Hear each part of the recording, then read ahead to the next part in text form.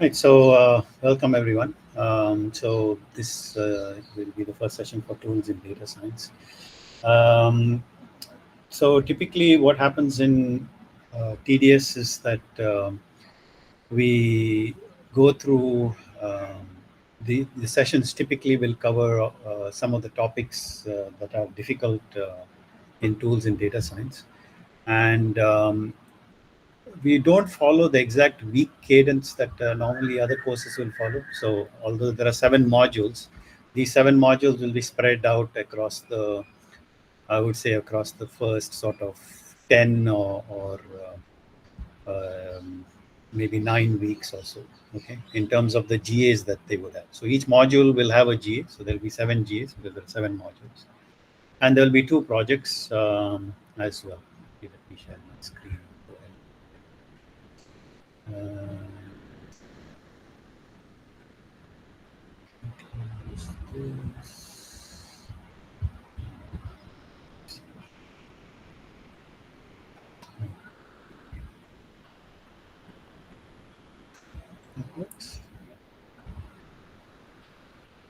So you're not audible.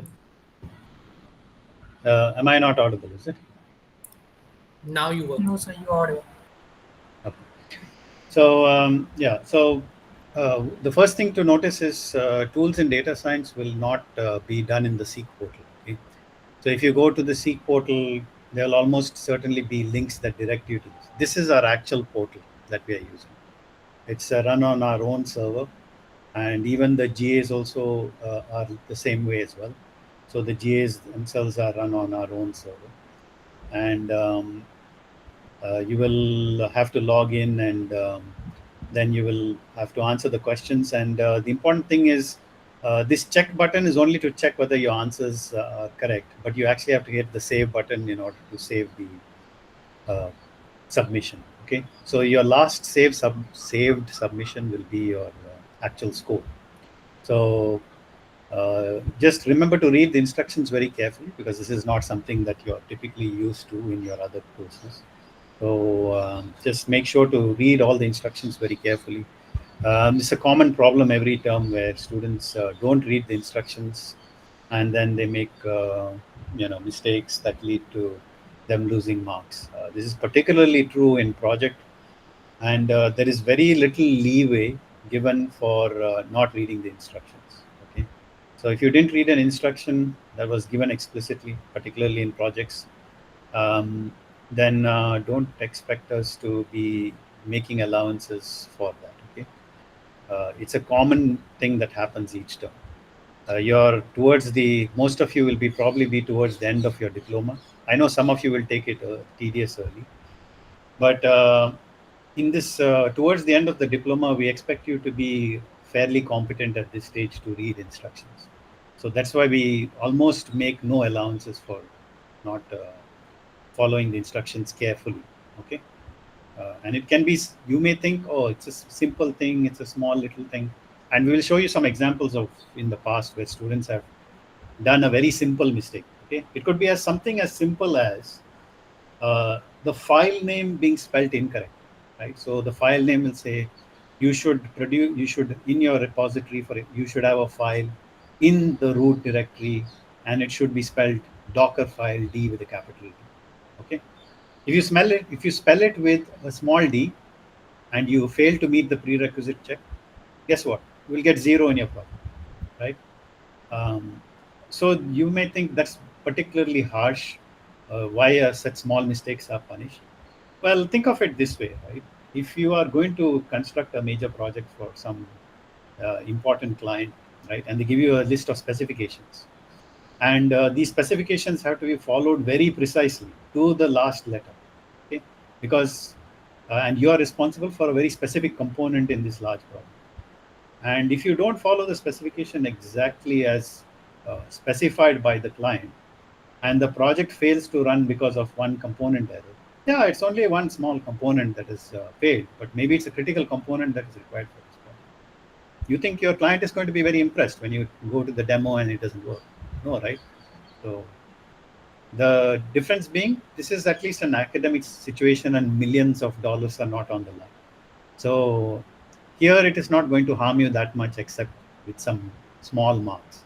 It will cause you some pain, but that pain is deliberate. Okay, better to face the pain here than face the pain in the real world.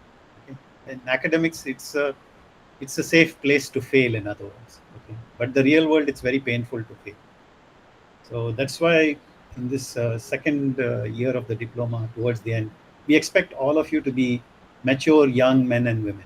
Okay, we are not expecting you to be small children that need hand holding for all these things. So that's why there will be almost no allowances made for these small errors. Okay?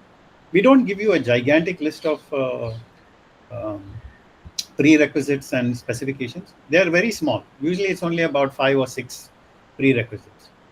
And if you can't read those small 5 or 6 instructions and do them precisely, then you really um, ought to be able to do this. That's something to keep in mind. So read the instructions. Much of this system of doing things will be a bit unfamiliar to you. So just keep that in mind. Okay. Next thing is, let me see if I can. Just give me 1 second here while I try and load up the front end over here.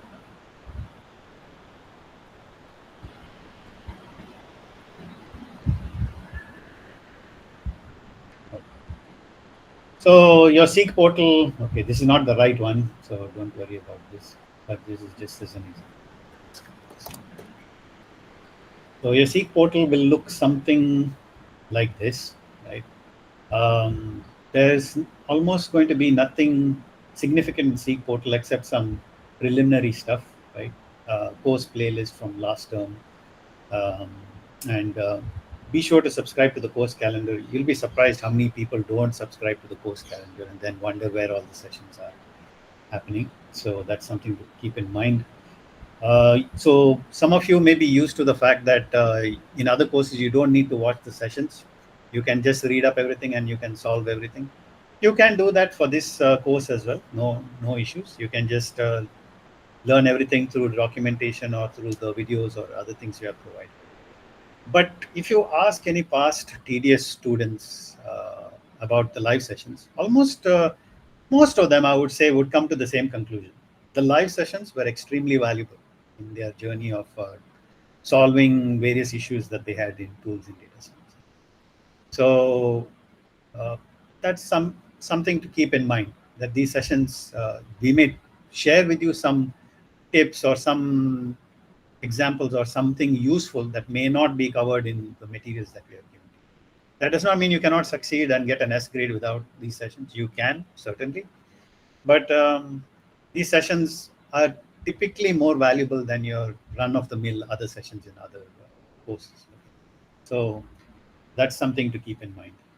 Again, you will not find anything significant here except it will point you to the site.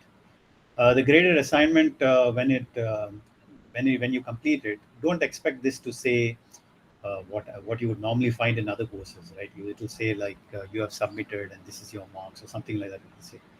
Here, it may give you some, for lack of a better word, false information. It may say you did not submit or something like that. But the reason for that is because this Seek portal is completely run by the IIT MBS program, and our portal is not linked to theirs. Okay, the only thing we do is we give the marks to the operations team, and operations will put it on your dashboard. It won't even be inside this Seek portal.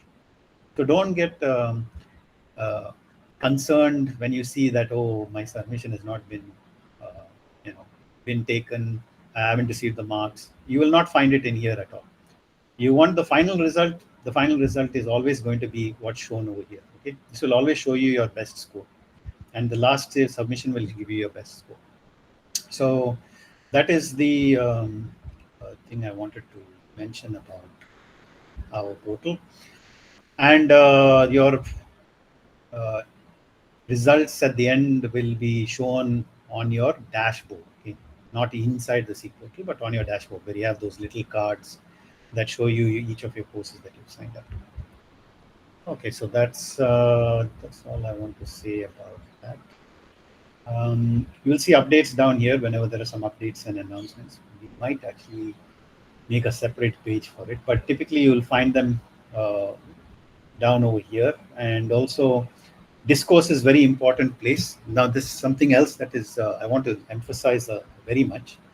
If you haven't signed up for Discourse, or if you are not active on Discourse, you will actually not be able to do TDS, because TDS requires the use of Discourse at some point or the other. In particular, if you look at Project One, for example, it's already been released. If you have looked at the portal, and guess what? It uses Discourse. If you're not on Discourse and you're not using it, um, I highly recommend you start doing that, because otherwise you will not be able to do Project One. And most of the important announcements first come on Discourse. Sometimes bonus marks or activities that involve bonus marks come on Discourse. So that's another reason to be keeping your eyes open on Discourse. You may say, okay, it's do I have to go there every day and check? No, I mean, that's not what I do. I subscribe to Discourse. So what I do is I set the subscription so that I don't want subscription of everything. I just look at subscription for tools in data science, and it will send me a mail whenever some new update comes on. Okay. You can set it up for daily, or I think you can get a digest of all the important things that have happened on this course daily. So that's also fine. But be active on Discourse in that sense. Right? Make sure you get the alerts whenever something new comes up, or have a daily digest of some sort, because you'll find important information coming. Another way you'll get important information is, of course, through your email. Very important information will come through email. Typically, they will come in square brackets and say TDS May 2025, something like that will be there in the email. So just be on the lookout for those. And that will be about announcements. The other place of announcements, of course, you will also get it in your Seek portal. There'll be like a little bell icon. I don't know how many of you know this, right? So in your Seek portal, in the right-hand corner, there's this little bell. Before, there used to be a nice little inbox that would give you your announcements, which I personally thought was better. But now they made a tiny icon in the right-hand corner. That's where all your important announcements will come. So it'll come looking like this, in square brackets, and say what the announcement. And these announcements will also come in the same format in your email. So be on the lookout for emails. If you want to put a filter for TDS announcements, then they'll come in this fashion. Okay. Any questions so far? Sir, what are the prerequisite or what are the previous knowledge we need to pass this TDS subject?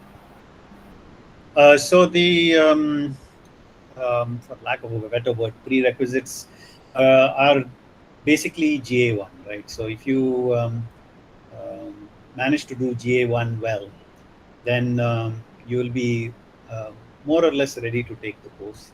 So you can treat GA1 as a prerequisite in that sense. That's all these development tools. Oh, that's one more thing I wanted to mention. You might have noticed, right? Unlike other courses, we put all the information up front itself. Okay, so you can do this as fast as you like or as slow as you like, but almost everything is there. New material will be added over the weeks to some of these things. Okay, um, but this is practically the entire course visible immediately. Okay, but it's not the finished work, because we always keep changing and adding things. A good time to check whether some content has changed is when the new GA gets released. So let's say next is LLM, and there will be a GA for this. When the new GA gets released, have a look through here again, and then you will, you if we typically put out the new information at the same time as the GA itself.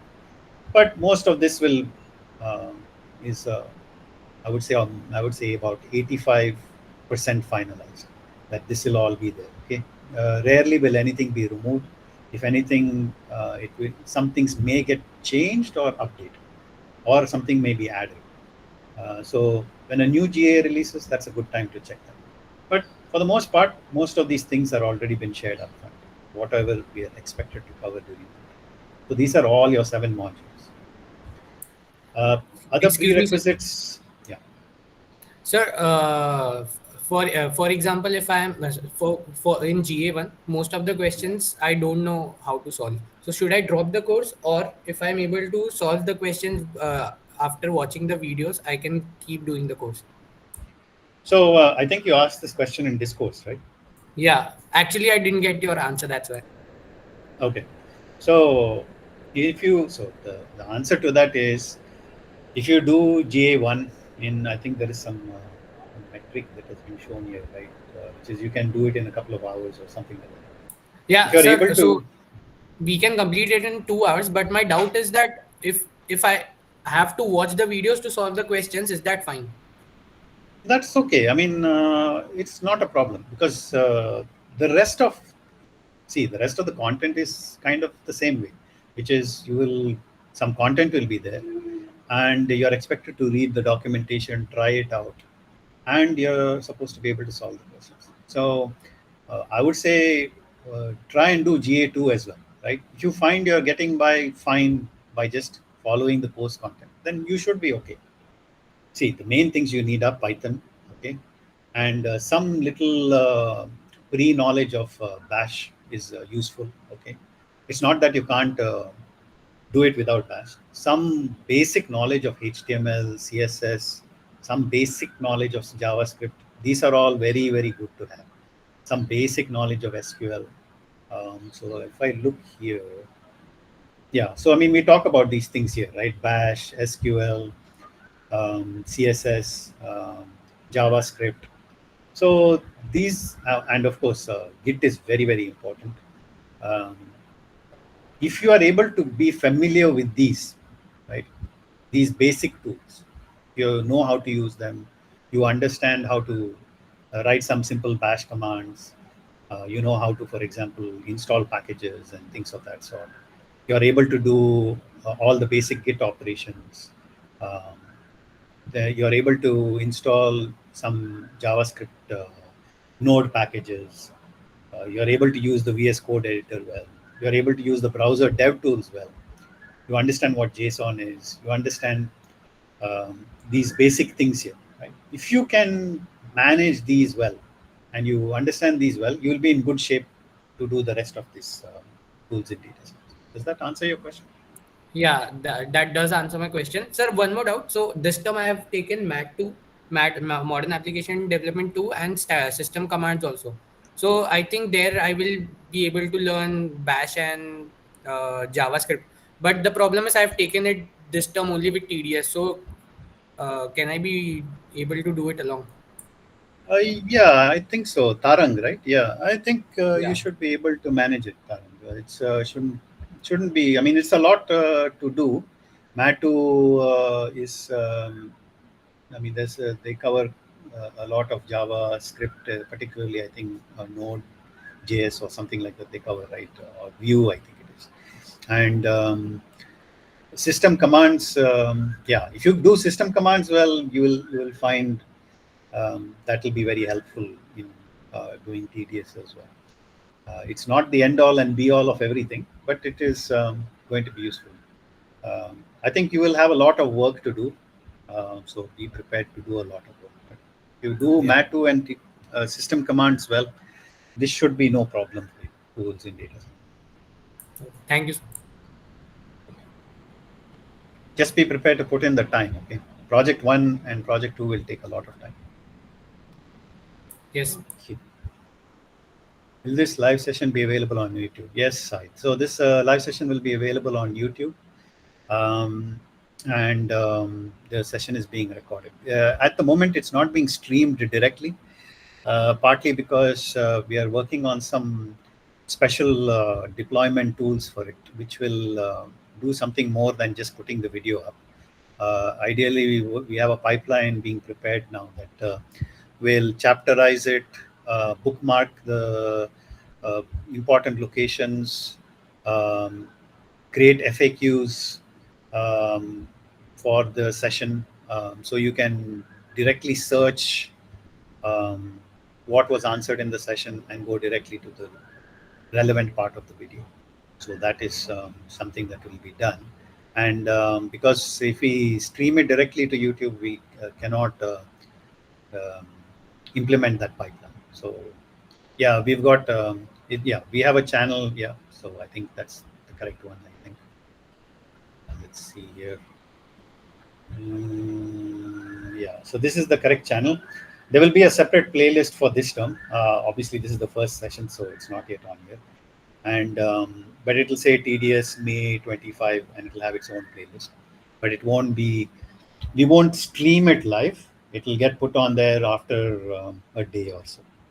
So that's typically what. Okay.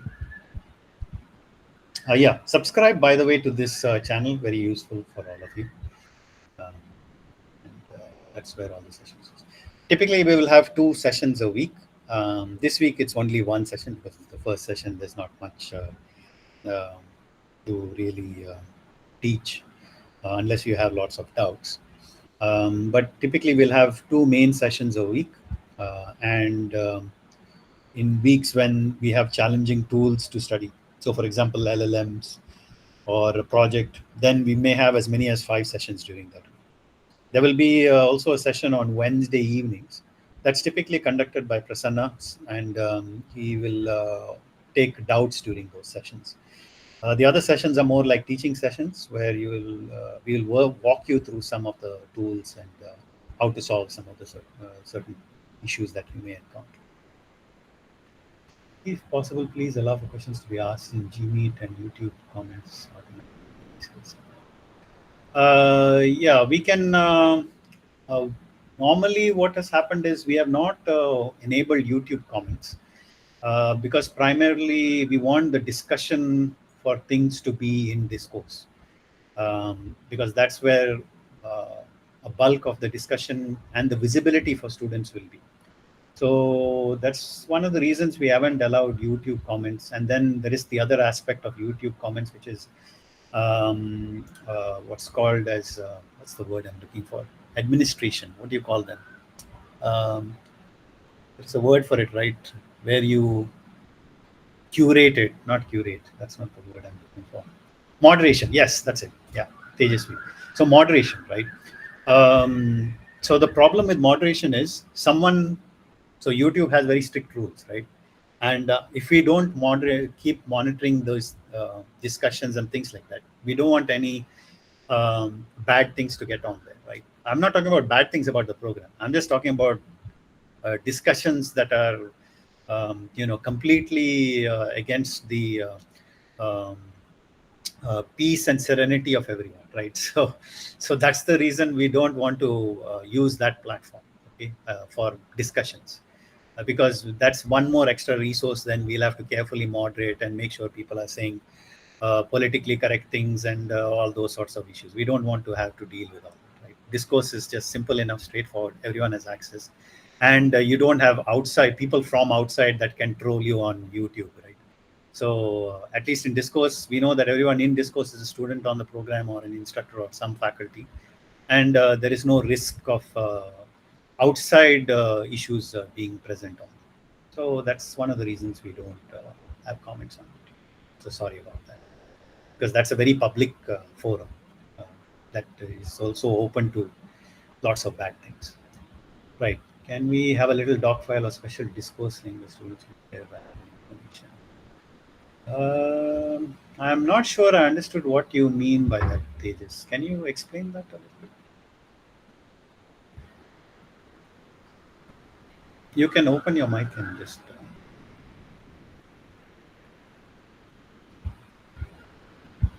Hello. Sir, hello. Can you hear me?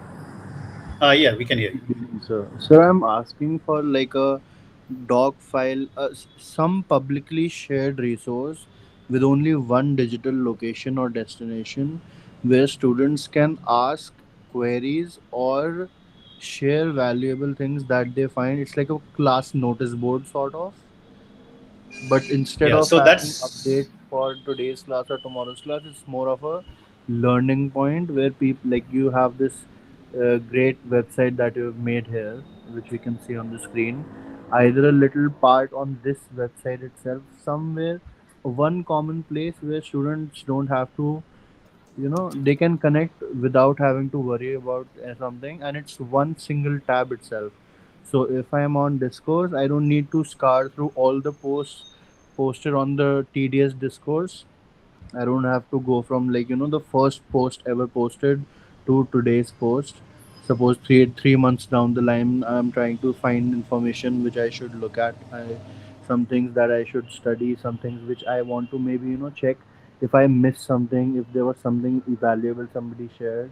Because this is my second diploma semester, and I've noticed that a lot of times, either sometimes in the Gmeet chat, or sometimes very rarely in YouTube comments, people share some really useful stuff, which I think if we all store in just one location, students might have a really good time covering up things. Or, like, maybe sometimes a student doesn't get a topic which everybody else does, and someone happens to share a link regarding that thing, so even that student could benefit. So, and would the others as well. Just a Right. common So spot, which is not the discourse itself, either one particular post on a discourse, maybe. yeah. So typically, how we organize this course is a bit different from other courses. Other courses may have changed now. I don't know. But what we do is, so say for example, it's GA1, right? So that's all week one content. We put all our GA1 discussion in a single thread. That's typically Yeah, what happens. that's a much better way to deal with it. Yeah. And so same way we do with the GA2. Okay. So even if someone spins off another thread, what we do is Yeah, we immediately take that thread and push it back into the official GA2 or GA1 thread. that's So that way perfect. you don't, yeah. So that way we don't have hundreds of threads. Instead, we have a single thread to deal with a common week. So if it's week one, then all week one stuff will be in the GA1 thread. If it's week two, then all GA2. Okay, this is lovely. Yeah, this is exactly what I wanted. Thank you, sir. Yeah. Okay. No worries. Right. You can say multiple. So, what's this question? Sorry. Nikanda.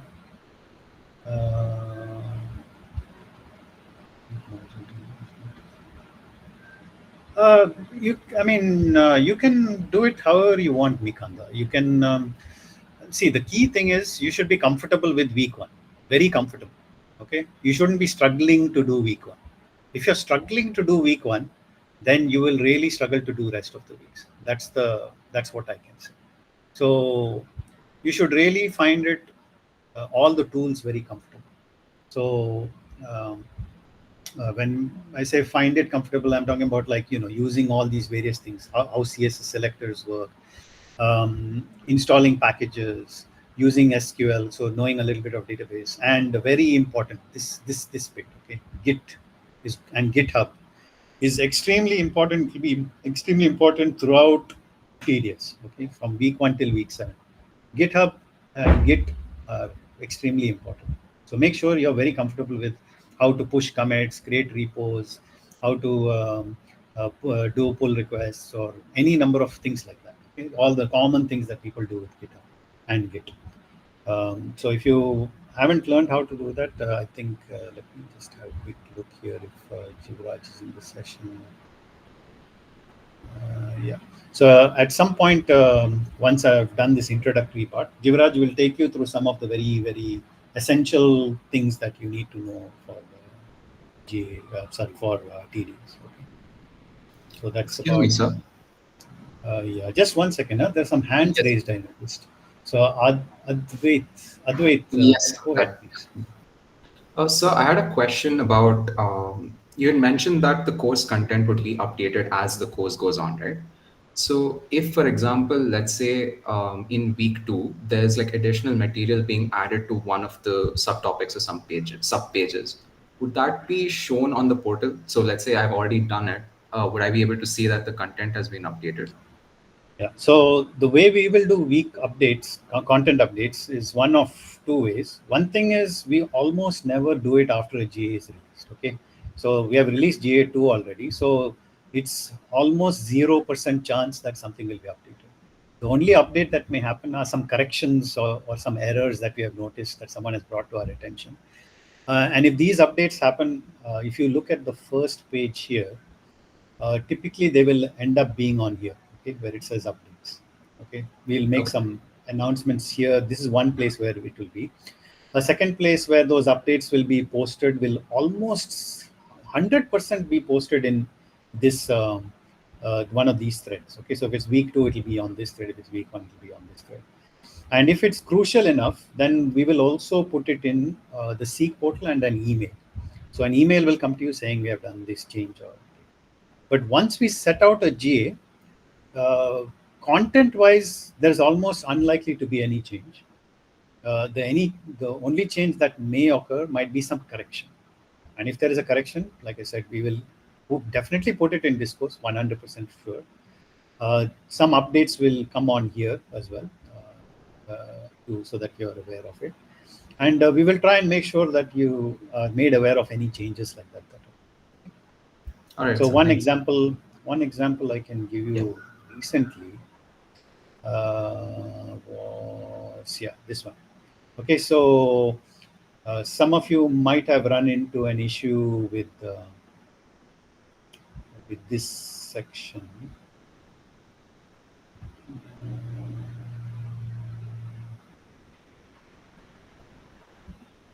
Actually, let me see if it's on the GA. So it's to do with installing LLM on the CLI. Okay, let's check, because I had a conversation with.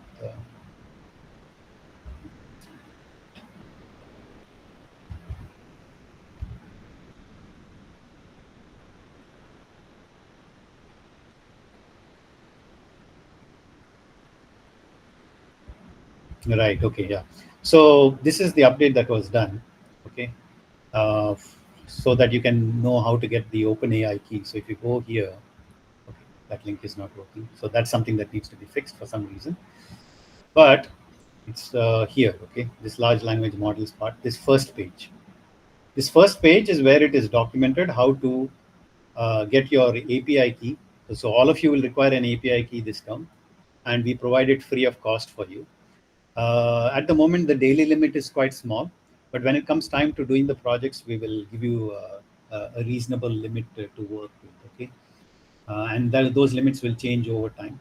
But all that is documented here on this main page of large language models. So although this is module 3, you kind of need it for module 1, okay, which is the installing the LLM on the CLI. So this is what that page is. Okay, that's what that link was supposed to take you to. But I see the link. I see what the mistake on the link is. It's pointing to the exam portal rather than the actual page. So that's an example of an update. Okay, so that update was done today, actually, this earlier this afternoon, and this link is not working, but it should take you to this page. And so here's an example of why these live sessions are useful as well. You got to see it firsthand over here that this is how you install your LLM on your CLI, and Jivraj will also walk you through the steps today. Okay, so he will demonstrate that a bit later. Okay, so that's regarding updates. Then next person was Jay. Yes, go ahead, Jay. Sir, I want to ask you could you talk about a project a little more?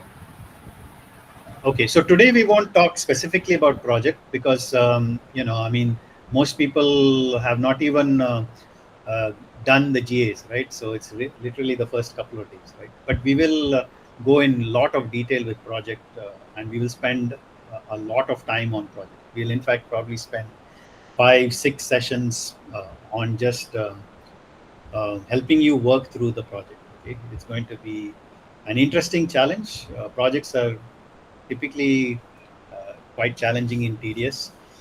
To give you an idea, last term, out of 1,700 students, 700 students dropped the course in the first 2 weeks. And then of the 1,000 students that remained, 600 attempted project. And of the 600 that attempted project, I think something like 200 or 300 managed to get a score. Okay. So that's not to say project is tough. It is just that you need to, the biggest mistake most people, this is the biggest mistake that we found most people did. Because project is part of TDS, they took it lightly because, they're used to very tiny, simple projects in other courses, or small assignments in other courses. Whereas TDS project takes a little bit of time and effort. So if you wait till the last minute, right? Some people waited till like 2 days before the assignment. Then what typically happens is they may even have a working project, but they will miss the small details which I told you people trip up on, right? A small thing like a spelling mistake on a deliverable that they were supposed to take care of. So these small mistakes will creep in. I shouldn't call them small because there's no such thing as a small mistake. If you have a critical error that causes your project to fail, it is a critical error. It is not a small mistake. It may be a small change, but that's not a small mistake. Okay, because that's like saying, how many of you remember this story from years ago when they launched the Mars rover? I think it cost something like $1.2 billion. Okay, and they sent the Mars rover to the moon. I think it was called. I don't remember what it was called.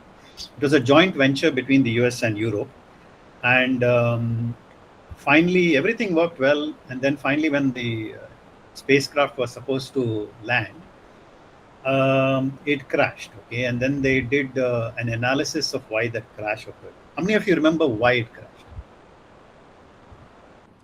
Sir, it was, I think, due to an error in the metric system. Correct. So it was a simple conversion error. Okay, something that a 10th standard student will might do, or you may do even conversions in 8th standard. I don't know. These days, even I think people in 6th standard start preparing for JEE.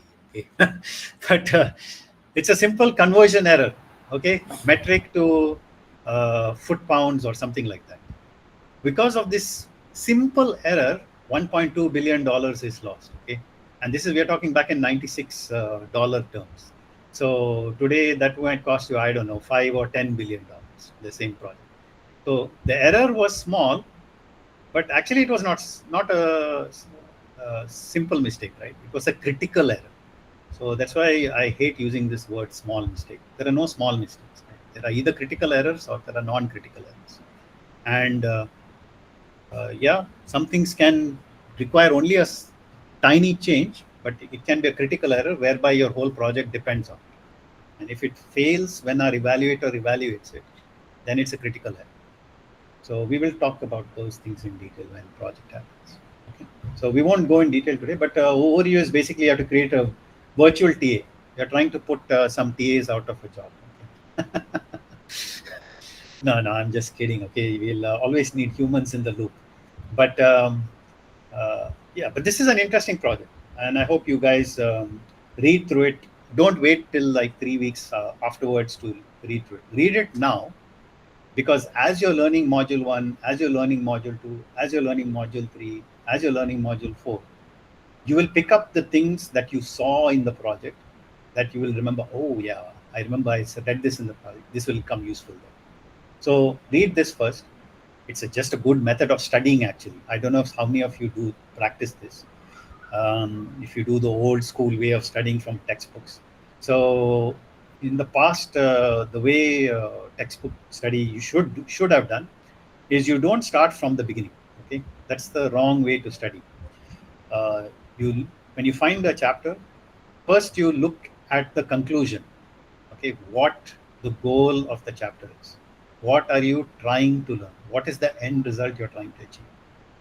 Then you have a look at the questions that you are supposed to be able to answer when you finish the chapter.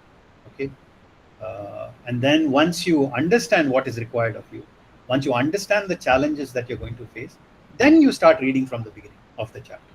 Okay, that is the right way to study. This is an old school method, but believe me, that's old school gold. Okay, start with the end result in mind, and then pick up the tools that you require on the way to solve it. You will be able to crack anything if you do it that way. Yeah, so don't do the way everybody else does it. Okay, start from the beginning and end up at the end. All right. So that's about project. The other hands are raised. So will the YouTube be uploaded immediately? So it won't be uploaded instantly. Usually there's a little bit of pre-processing that has to happen before that happens. We have a little pipeline that it has to go through. So that pre-processing takes a little bit of time. Typically it will be next day. But we are trying to get it to the point where so once the recording finishes, generally Google takes about a couple of hours to do its own processing on it. And once it finishes its processing, it releases it to us. We have our own pipeline then that we want to put it through. And then, so that's why I typically say next day. If it's a very urgent thing, right, like right before deadlines of a project or something, then we try to push it as soon as possible. Typically, I would say 12 hours to 12 to say 24 hours before it goes up. Okay? So it's just because we have a processing pipeline that we need to take it. What's the content of week 1? So someone wants to answer this question for me, for Tarang. What's the content of week 1?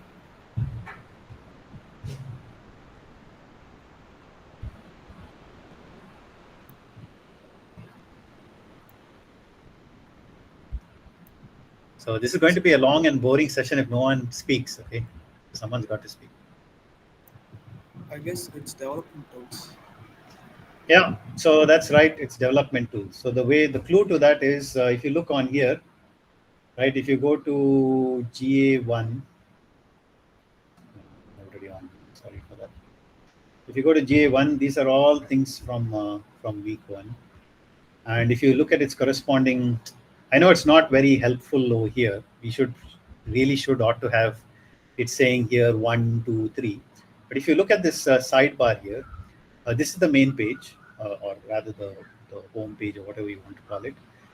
And then this is the first module, development tools. This is the second module, deployment tools. And also if you look on, I think,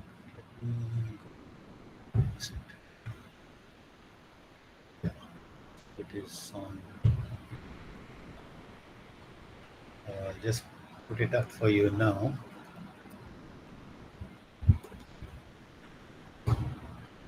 So again, I don't usually ask you to look at Seek portal, but just for the demonstration purposes. So you can see on here, it says module 1 development tools. This corresponds exactly to the same thing here, okay? Development tools. So that's what's the content. Okay. So if you go here, you will see. So some people ask this every term because they're not used to the fact that portal is not how we deliver content, the Seek portal. So all the content is here. Where does this take you? Hopefully to the right place. Yeah, so it does, right? So it takes you there. This is all week 1 content. Okay? So hopefully that answers your question. Right. Next, if I can find.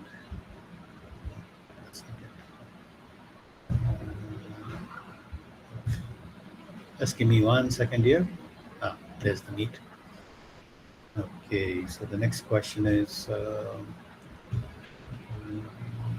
I fixed a bug where the LLM link on J1 failed on the exam portal. Oh, right. Oh, it's so that's Professor Anand, I believe, is on the session. I could be wrong. Yeah, he is. So I don't know if he has some words of wisdom that he'd like to share. Please carry on. Okay. Right. So, okay, where were we? Right. So the next thing that has been asked. Okay. So those are all the questions. So anyone else have any questions? If there are no questions, then Jivraj will take the rest of this session to demonstrate some basic things that you need for your TDS journey. Okay. So Karishma, yeah, go ahead, Karishma. What do you open your mic and just ask the question?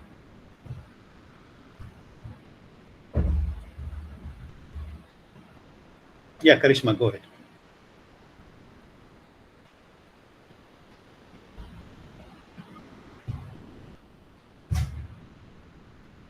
What are the things we need to learn? Okay, someone else wants to answer this question before starting this course. Yeah, so can someone volunteer to answer this question for us, please?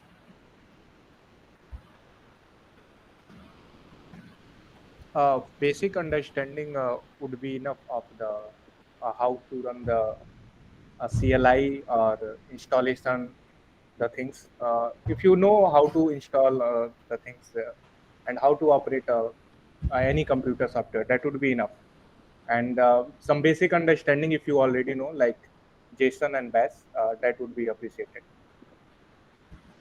Okay, so Karishma has given a little more context now, so that's good. So that's usually a good thing. Okay, so when you ask a question, it's a good practice, not only just on sessions, but also in your discourse posts. Give a little bit of context to the question, right? So then we can give a more meaningful answer to it. So she's from a non-programming background and non-coding background. So I think what are the things? yes, So, if you have taken the MAD-on courses, other courses, and if you feeling comfortable in that, then I think TDS would also be a good course to take.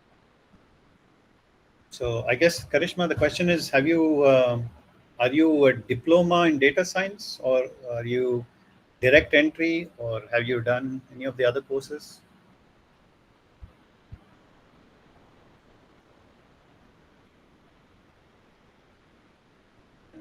So I'm not sure I understood.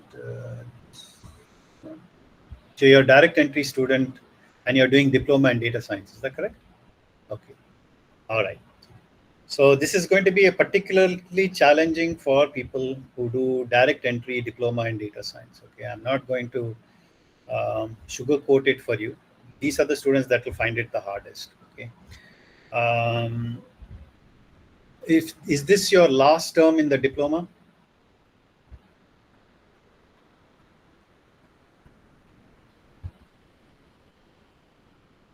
Karishma, are you able to just open your mic and speak, because it will be a bit easier.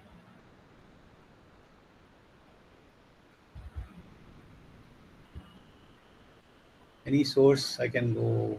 Okay, so okay, right. So any source I can go. And when you say yes, I presume you mean it's your last term in the diploma for data science, right? Okay. Yeah, that's a good question.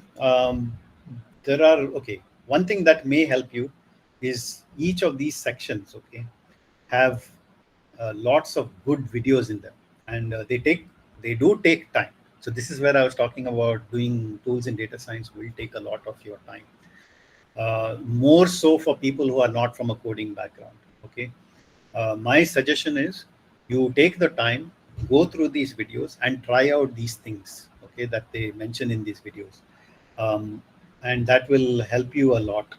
Something else that may help you is attend the live sessions. Okay, especially for someone like you, we will demonstrate a lot of things in the live sessions. Okay, ask questions in the live sessions.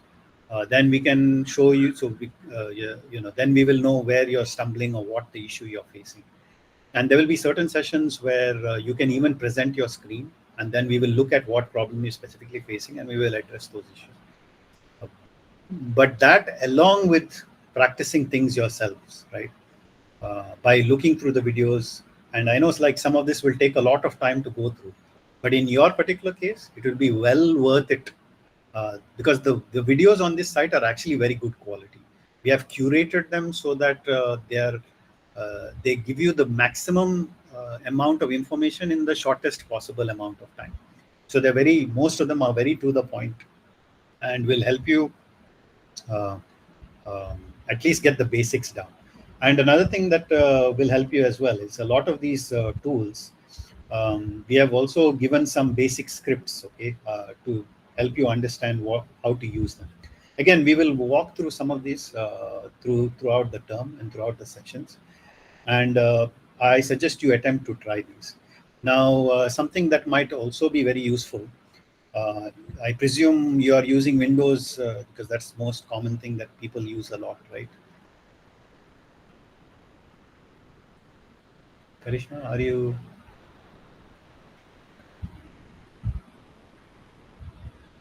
Yeah. Okay. So, if you're using Windows, my strong suggestion, okay, is you better use WSL, okay, at the very least. Or if you can, and if your system is able to support it, then even having a VM that runs only Linux will be good. By VM, I mean a virtual machine. We may conduct a small example of that in one of the sessions where we show you how to set it up, if that is needed. But you can also check with your friends. Discourse is a good place.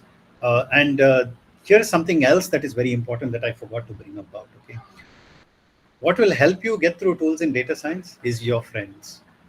Collaboration is a key part of one thing we want to push in tools in data science. Okay? So if you collaborate, you're more likely to succeed. And so that is extremely valuable and our data also backs that up. If you look at people who have succeeded getting an S grade in previous terms in TDS, there are almost certainly people who have collaborated on some level, whether it's projects, whether it is their GAs or anything else. So Karishma, I would strongly suggest you be part of a group and seek help. We will also assist you and also get help from your peers because there is no need to struggle through all of this by yourself. Okay, so that is very important. Okay, but yeah, get familiar with Linux and Bash because almost 99% of the tools will work perfectly with Linux. Even in a Mac OS, that will work fine. Most of the tools, except with some minor changes, may be there, but those minor changes are not game breaking. But Windows, if you're working on a purely Windows platform, then you are likely to run into some difficulties. And there are some tools that downright don't work in Windows. Okay, now I'm not sure that tools in data science has any of those. Most likely, almost everything that we do also will work in Windows, but it's more complicated and debugging is usually a problem as well. So avoid using pure Windows. Right? You can try and use a Linux VM or WSL. Okay, the other thing I would not recommend is I would not actually recommend dual booting. Okay, one of the reasons is historic. Windows, if you're dual booting with Windows has this bad habit once in a while. They will send an update down and it will destroy your boot record. And when it destroys your boot record, then it's a real pain to get it fixed. It's not that it's not fixable, but there is a high risk of your file allocation table being corrupted.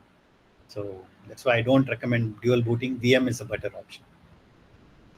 Okay, which content playlist related to when to watch it? Okay, so content playlist, all the content is on these various topics that are there. Okay, so if you look here, there are videos over here, right? So these are links to videos, 5 minutes, 3 minutes, 6 minutes.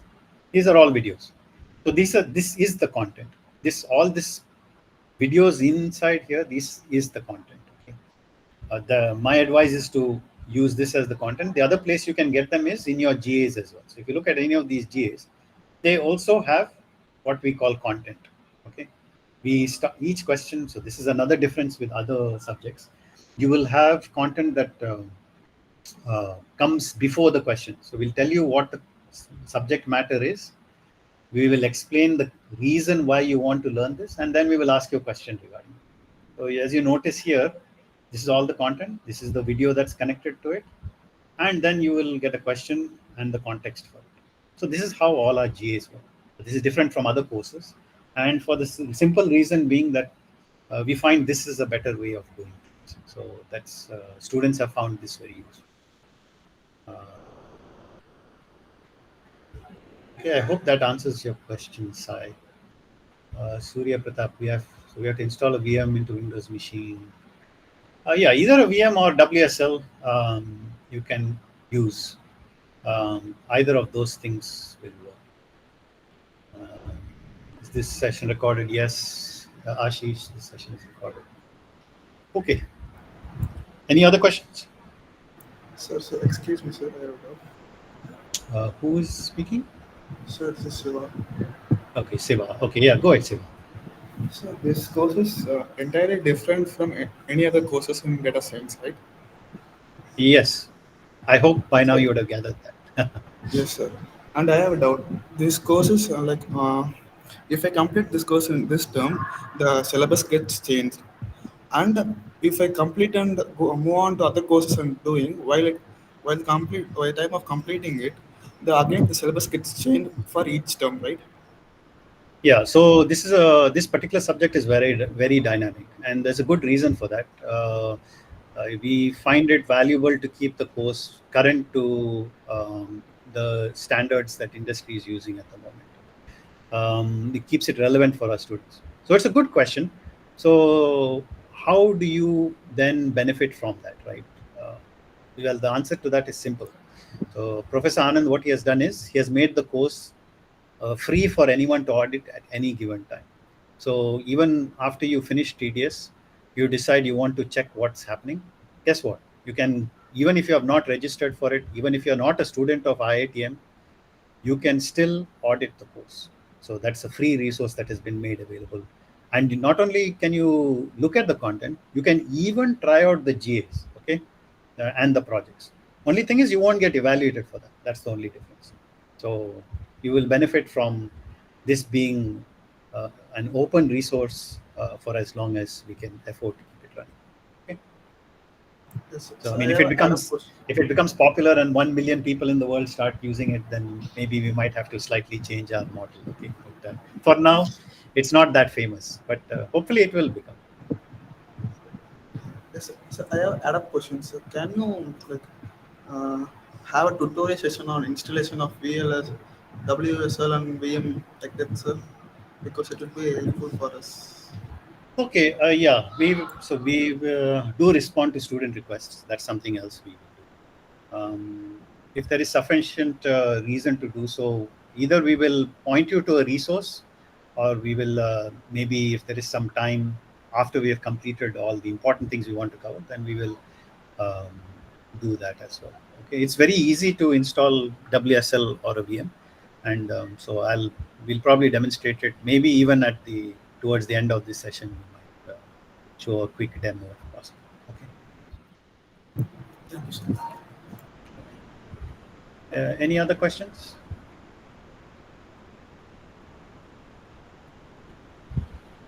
When will we get the recording? Okay, Ashish, you'll get the recording after a day. Sir, which YouTube channel can you share, please? Okay, so the YouTube channel, I'll pin it in here so that you can have access to it. And also, I think the Tools in Data Science website also has the channel available. So we go here. Okay, okay, sir. Yeah. So that's Sir. Oh, sorry. That's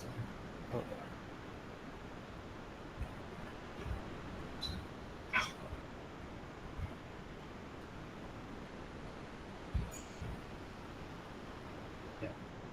So this is the channel. Okay. So it's available on the main page, but I'll just pin it here. See that. So subscribe to the channel, and when the video gets released, you will get notified. Okay. Then, so is Yes, it okay sir. to watch it? Yeah, just give me a second. Yeah. Okay, sir. So Sai, I was going to say, yeah, you can just watch the recorded live sessions and meet only if you have a doubt. That's also fine. The only downside is if the sessions become completely empty, it's rather difficult to have an interesting and interactive session. My advice is to always join the sessions. I know it's not always possible for all of you, but we are also encouraged by the interactivity. Right? We don't want to be speaking to a blank wall. Right? So it becomes better for both of us if we have interaction in the sessions. Yeah, who was speaking? Sorry.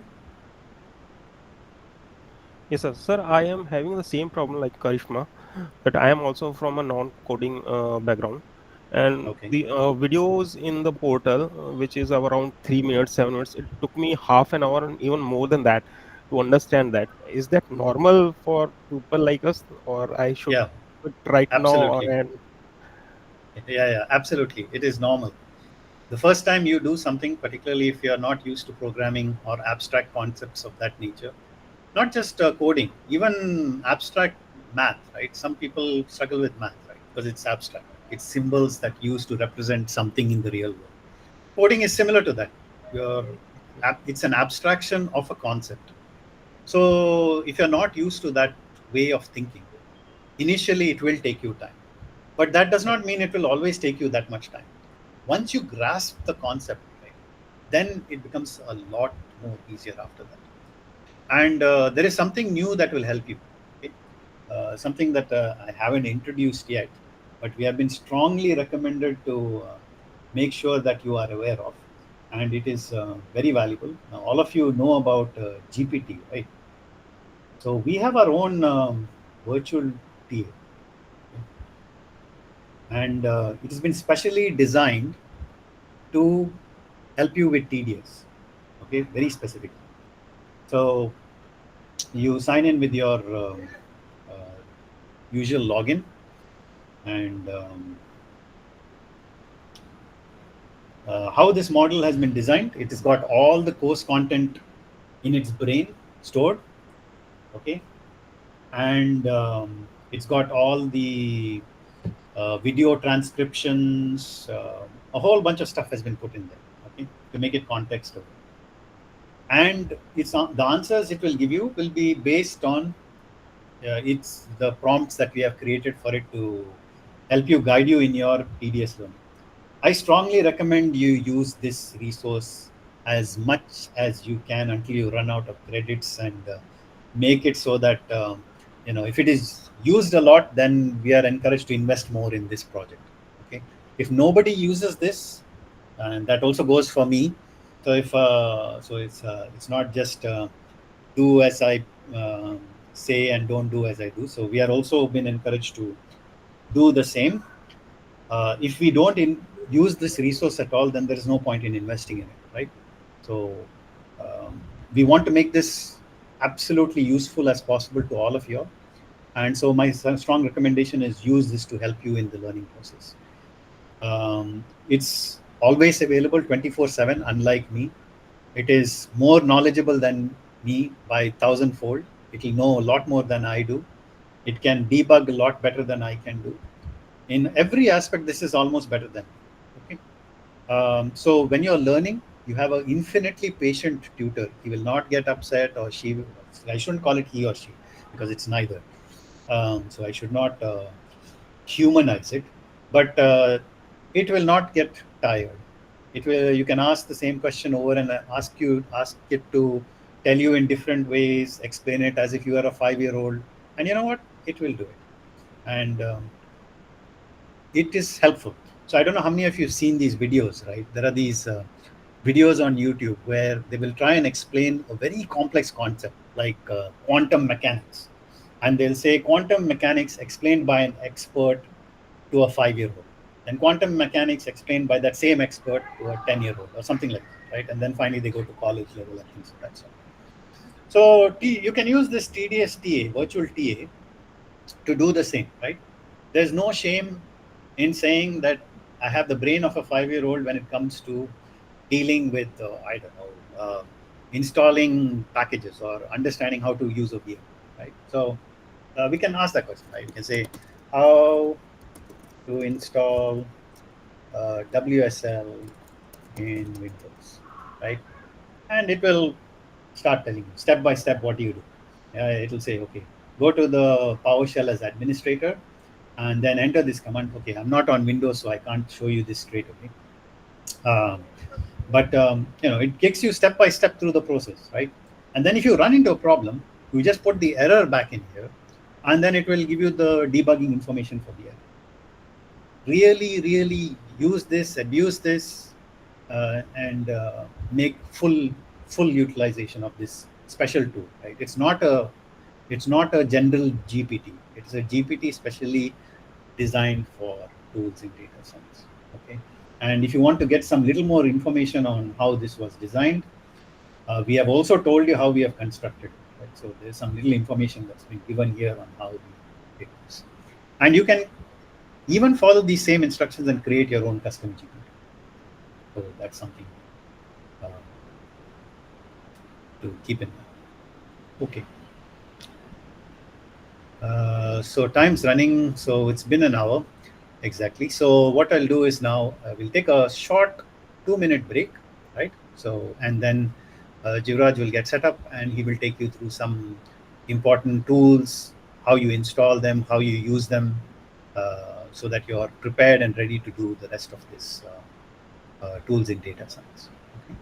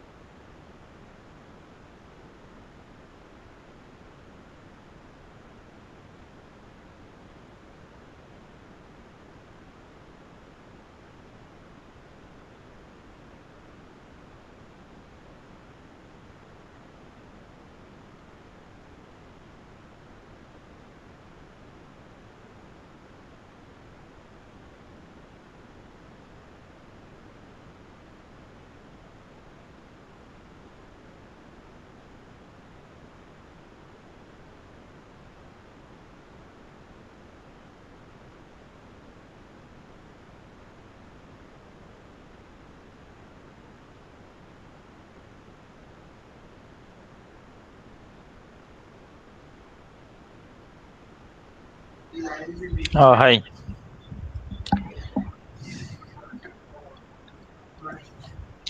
Carlton, what are the things that we have already covered? Yeah, so it's I just took them through a brief overview of what's expected in tools in data science and what they require to do in order to be prepared for the job. So that's it. General discussion. Okay.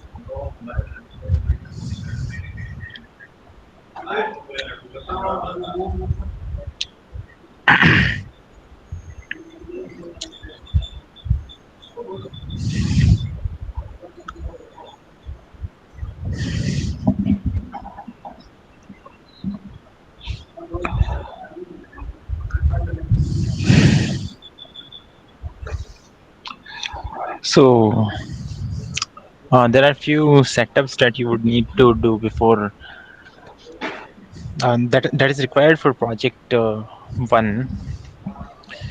So most of the sessions that we will be taking, we will be using Ubuntu Bash system. Okay. So just to be aware, so there are multiple options that you can consider. If you are using Windows, then you have one option of using WSL or some other VM manager you can install. For example, this is the one, VM VirtualBox. But then WSL would be ideal one for Windows. And then if you are using some other OS which already involves Linux, then you probably would not have to install them separately. So on Windows, this extension would, this particular tool would work. All right.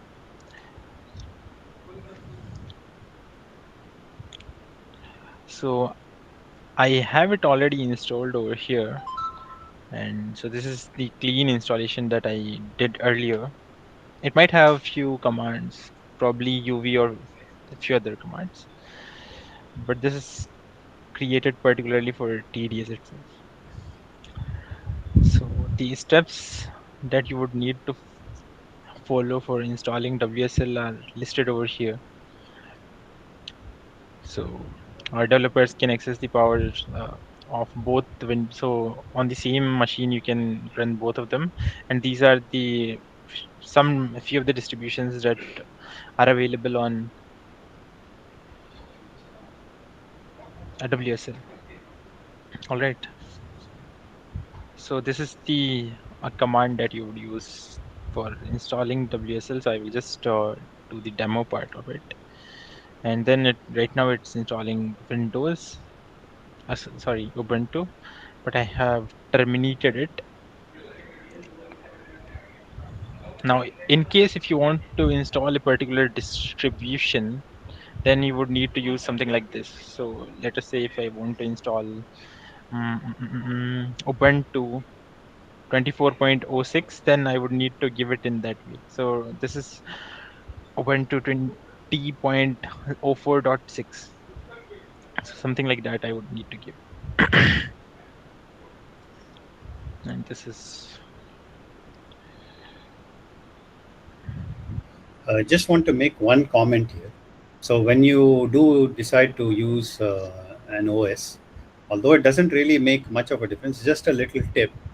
You ideally want something that's long-term supported, okay, which is LTS it's called. The reason for that is there are less likely to be bugs in it. LTS systems are typically used for businesses because they want a stable platform in which to run their software. So if you want to have as few issues as possible, always use some sort of LTS version of the distribution. Okay, so that's just something to keep in mind. Yeah, LTS would support for long term. So that would be very good. So this is the guide.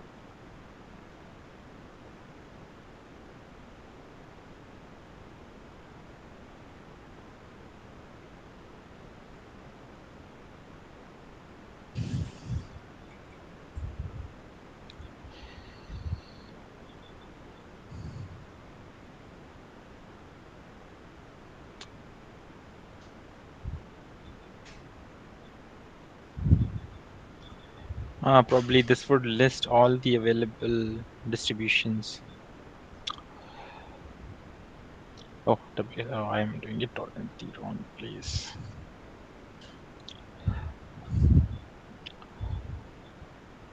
So these are the distributions that are available online. So you can install Kali, Arch, and then Ubuntu, Oracle Linux, and then some Debian as well. So these are the LTS versions which Carlton was talking about. So install one of these which follows LTS. We need to write LTS also when we are installing. So if you go over here, hyphen install, and then this is WSL hyphen install hyphen distro, and then distribution name. So yeah, if I go over here, this is the distribution name. You would have to give this exact name. This is friendly name, I guess, because this is the distribution name. We can try installing one of these. Let me install this one, and then later I will remove it again. WSL hyphen install hyphen distribution, and this is the name of the distribution. And is there anything else that I need to do? No.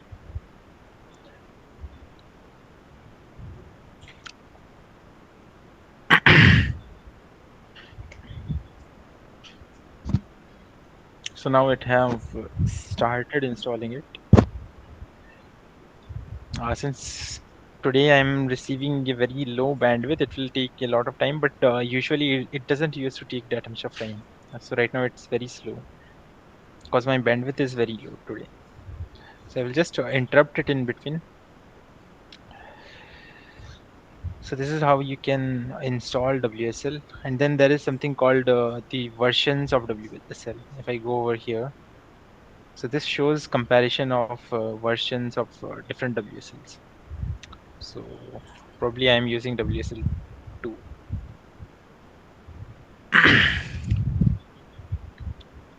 Yeah, I'm using WSL2. Carlton, is there anything specific on this page that you want to talk about the versions of WSL?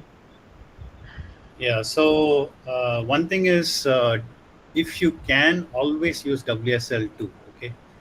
Don't use WSL1 because WSL1 is deprecated for most things, and there are many packages that don't actually work in WSL2. Sorry, in WSL1. So, for example, if you installed Ubuntu and you use WSL1, some of the package manager actually hang, okay, or they fail in WSL1 because it's not being maintained anymore. So in almost every instance, in 100% of the cases, I would say use WSL2 if you're on a Windows platform. If you're installing a VM, then you don't have to worry about this issue of WSL1 or 2. Okay? So that's any questions so far with what you have seen? Windows PowerShell. Okay, so Karishma, the Windows PowerShell is a command line tool. Okay, and typically we will not be showing a lot of uh, how to use the Windows PowerShell because it's not so simple to use in many cases. Okay, that's why the Windows PowerShell is something that typically we will not be using or debugging or showing. What we will do is we'll almost always be using Bash, which is a command line tool that is actually, believe it or not, you can even get Bash for Windows, I think. But it's usually used in Windows, and you can. Sorry, it's used in Linux, and you can use it also in Mac. But it's a command line tool, but it's specific to Windows, the PowerShell, and it's kind of complicated to use. It's not very straightforward.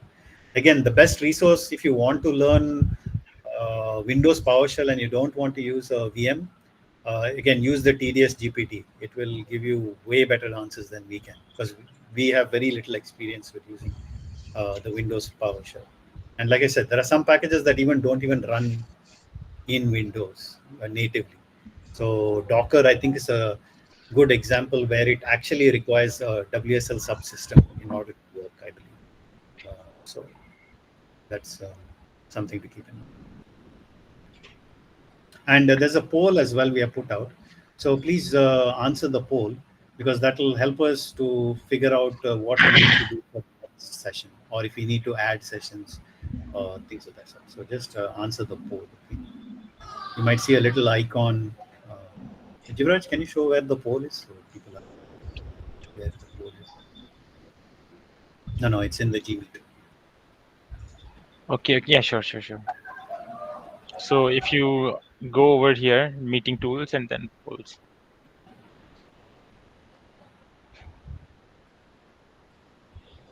I have responded.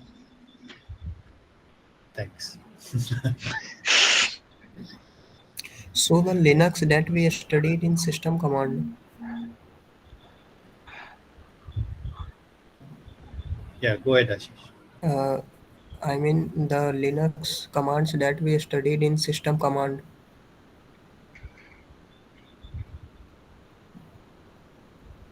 Hello. Was that Yeah, a question? Comfortable with Bash Linux CLI, that means the Linux command that we studied in system command.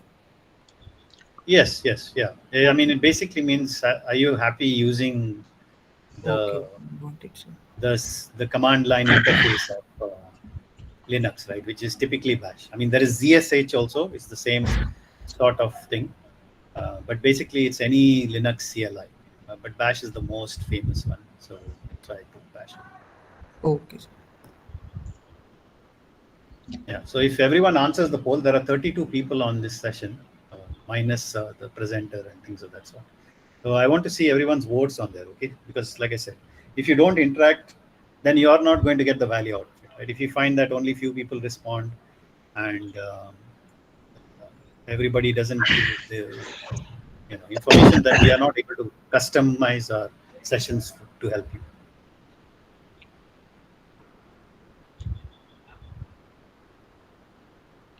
Can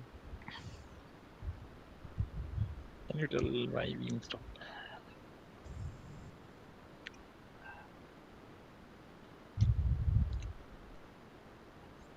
So install the so install the version of any distribution which is latest one, and it also have long-term support. It should be latest, but it should also have long-term support. That would be the ideal one.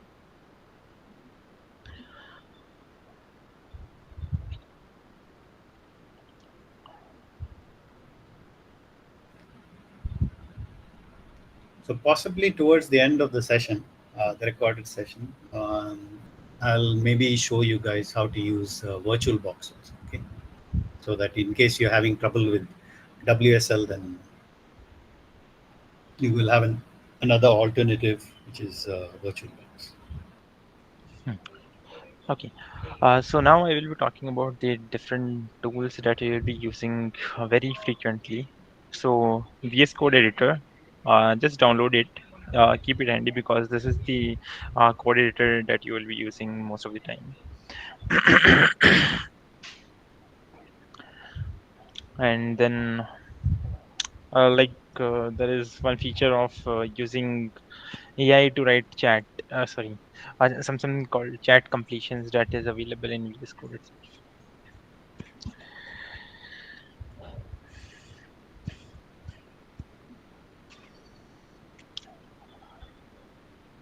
So over here, so it allows you to edit files that is on your local machine. So this is something that it's an extension on top of VS Code. And then UV, it's a Python tool which is helpful in running scripts. So you would be running scripts like this, and it is way more faster than the virtual environment the usual way of installing using pip. So UV is faster in that sense.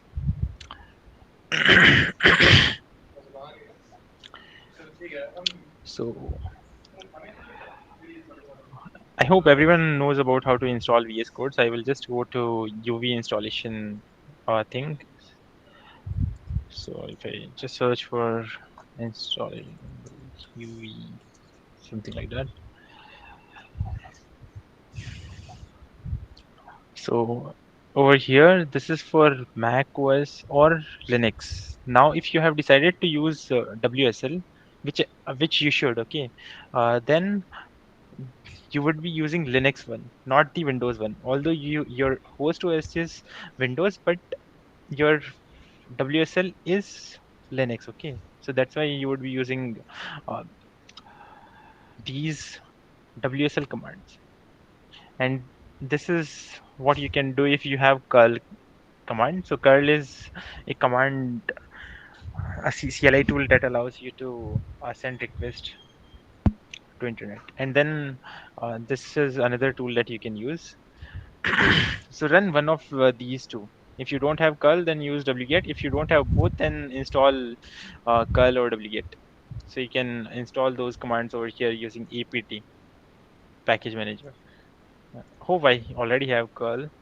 Okay, I don't have permissions. So if I give sudo permissions, so now it have told me that this tool is already available and it's with the latest version.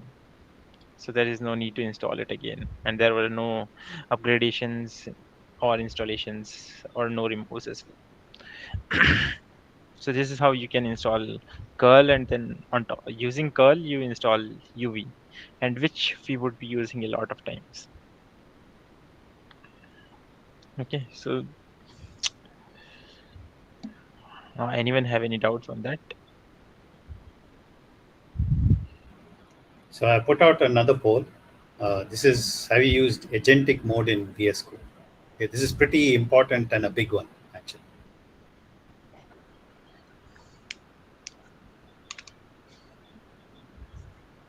Jivraj, you have not used agentic mode in VS Code? Oh, you have. I have. Yeah. I have used a lot of times. So I think it's good at this stage to answer people what is agentic mode, because obviously there are many people, at least from 9 votes. I think the rest of the 20 people are sleeping.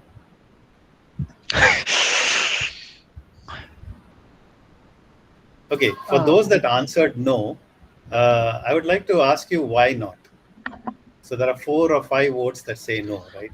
That presumes you know what agentic mode is. Can you tell me why you haven't used agentic mode? That's a good question.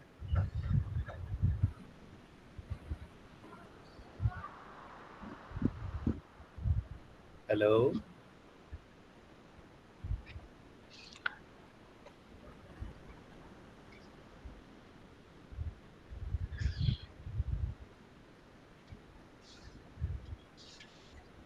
So no, none of the ones who said no don't want to answer. I've never heard agentic, no particular reason. Okay. So I'll tell you how valuable agentic mode is. Okay. We had recently a little seminar conducted by a person who was one of the top people for Google India. Okay. And in the seminar, he demonstrated how he was able to create an entire project from scratch, okay, within the space of, I don't know, I think it was an hour or so. A project that not only had the code done, but it had a database, it had created the flow charts, the mermaid diagrams, the GitHub repo pushing, everything. And he didn't write a single line of code. Okay, how did he do it? He used agentic mode in VS Code. So that's how powerful agentic mode is. Okay, it can literally create an entire project along with the documentation, along with the diagrams, along with everything you need. It can do, and even do all the GitHub pushing and everything that you want to do, Dockerization, everything. It's able to do all of that using agentic mode without using. Sir, can you please repeat? Your voice suddenly stopped. Am I not audible? Carlton, No you are audible, audible. sir. Okay. So that's why if you haven't used it, Jivraj will show you what agentic mode looks like. Okay. So that was worth conducting that poll to see. So, and it will help you tremendously in doing your TDS work as well. Okay. I was thinking a lot of people already know about it and might be using it. So. Yeah, I mean, there's literally one person who voted yes, and that was you. Oh, and that was me. Okay. And who is the person that says, I do not use VS Code? I want to hear from you as well. This is not, I'm not trying to, okay, Karishma. Okay, okay. That's No, fine. that's fine. Somebody might be using some other ID as well. Yeah. So that's fine. No issues.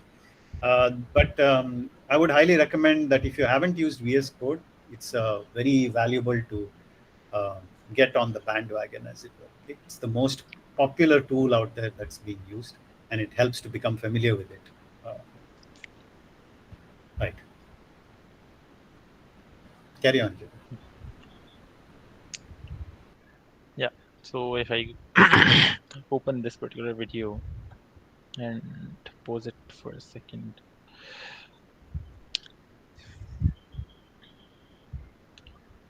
So this is a guide to. So this is where it comes. So over here. So this video explains you how you can install the extension on multiple operating systems and then how you actually have to use it. Okay, and then this is about the GitHub Copilot pricing.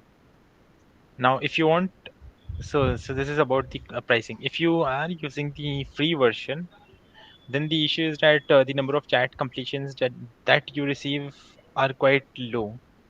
So, and if you want to get more of that, then you can activate GitHub Student Developer Pack. That will give you this Pro one, which is $10 per month. This pack you will get. and that too for free. So over here also I think it mentions if you are a student or educator, you can get access to Copilot Pro for free through GitHub Education. So just search on web what is GitHub Education and how do you activate it. And there is some Discourse post as well around those things. So if you get that done. Another useful thing I was going to add was you will get it for 2 years free. Okay. So if you are in the diploma, almost to the end of your degree, you will be able to use GitHub Pro Education. Okay. Very, very useful.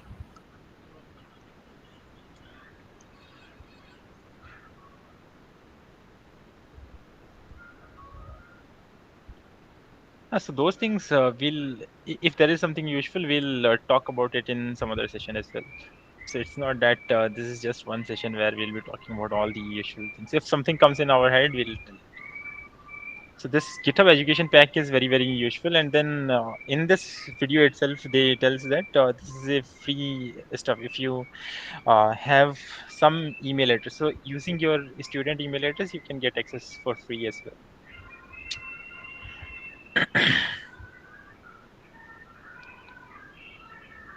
Yeah, this is something that you can get access to, Perplexity, for free. That too for 12 months. The only thing is Perplexity you cannot use in agentic mode in your VS Code, as far as I'm aware. Yeah. Agentic mode is not supported. Yeah. So that's, getting this that's the Pro reason. would. Yeah, Go Captain, go ahead. I was just saying, getting this Pro version would be very helpful because it gets much more chat completions, so you can generate more and more code, and the usage is already demonstrated over here. So I won't be demonstrating it again. So this guy have so he haven't manually typed anything. So this code was created by GPT itself, I guess so.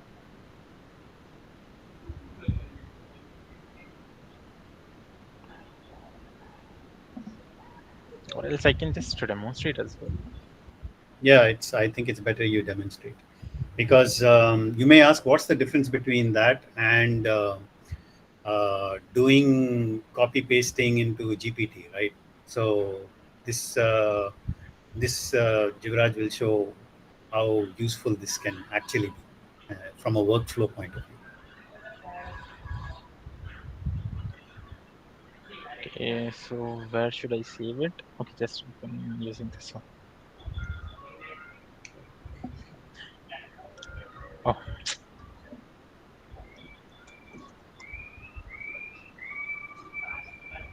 Oops.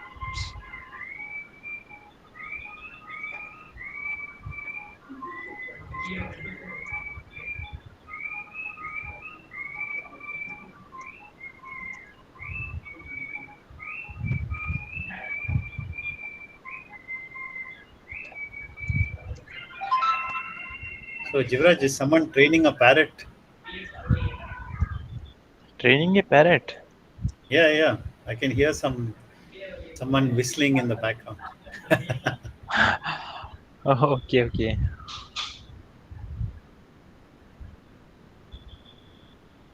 Today I am not able to use my internet at best, so I don't know what is the reason behind it.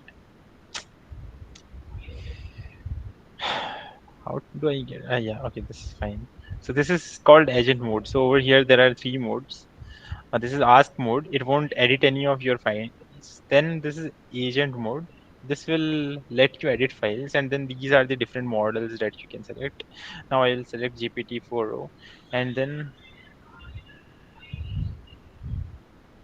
all right.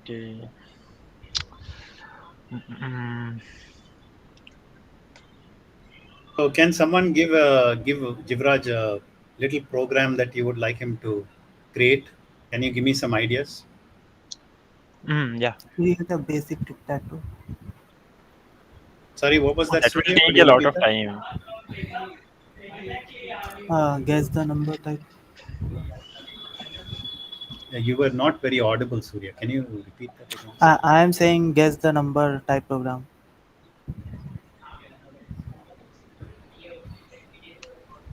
Make a Dodge game.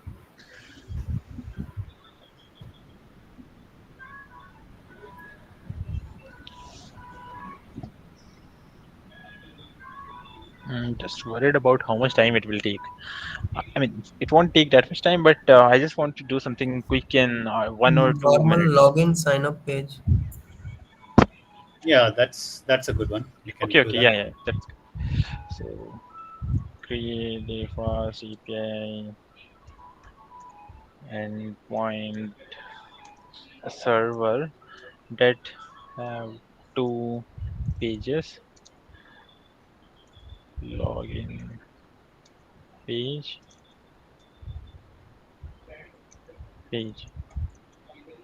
store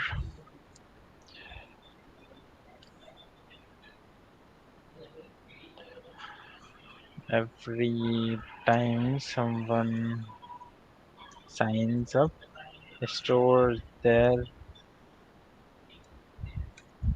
password and username in a SQLite database.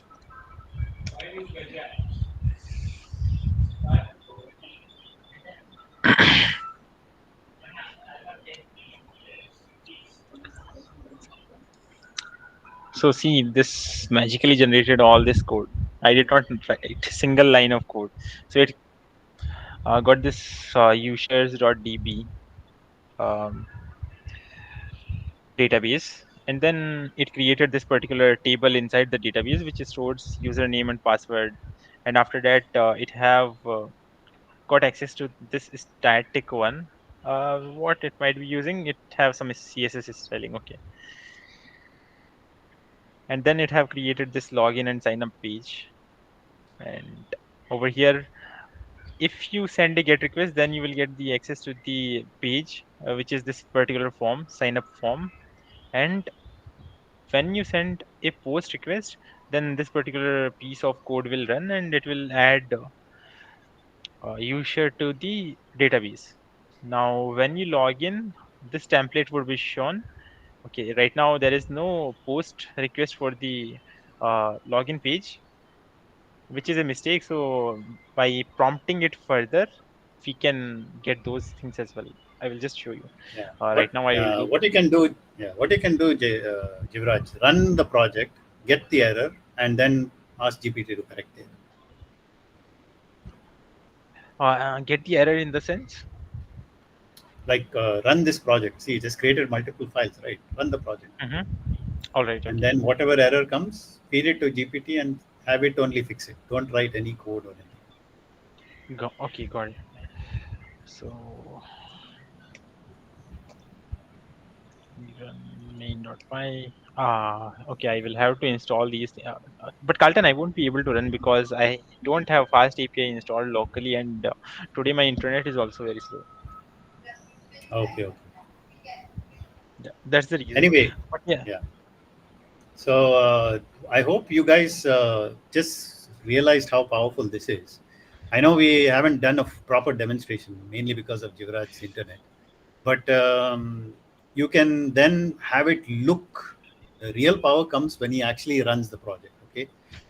So then error showed up just now, right? Which said UV not installed or something like that, right?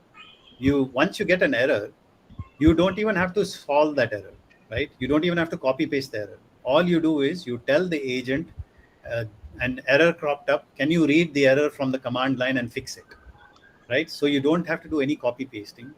It reads your command line, checks what the error is, and then it runs the packages or runs the commands to install the packages that you require and fixes the problem. If some new errors come, you say this new error has come. No copy pasting involved. It just looks directly at your CLI, sees the output, and then fixes the problem. So that is where the true power of this really comes to the fore. Okay, from the programming perspective, it created the directories, it created the files. If you want to put some Bootstrap in there, tell it to use Bootstrap. So many things can be done, right? So what's even more amazing is you can create full-on documentation as well, right? Like I said, diagrams, flow charts, organization charts, um, data flow charts, all of those can be created using the agent. It will look at all your files, and it'll look at the entire context and create the exact workflow for everything. So that is the beauty of this agentic mode, right? Much faster than copy pasting into GPT, and very powerful. Okay, so you can see now he has created the documentation. It's done it in the main py file itself, so you'll have to tell it, uh, instead of putting it in the main py file, put it in a separate md, uh, and then it will do that as well. So you don't have to do any manual work.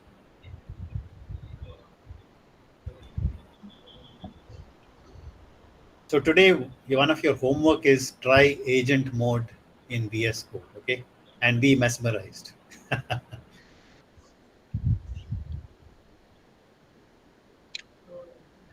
And try to get the pro version as well.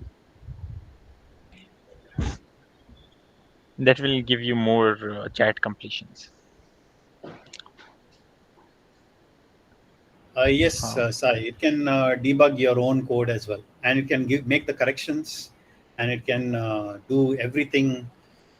It will first tell you before it makes the corrections. It will show you some green and red marks. So it will tell you what it wants to remove or what it wants to change and what it wants to add. You can approve them individually line by line, or you can approve it as a block as well. So that also it will do.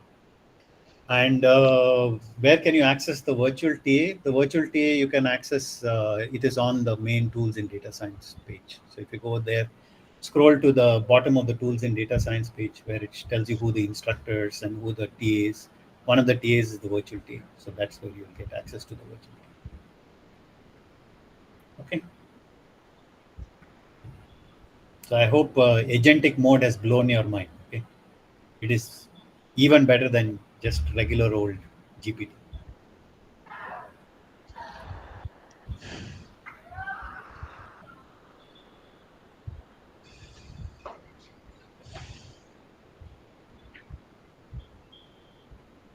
Just give me 1 minute.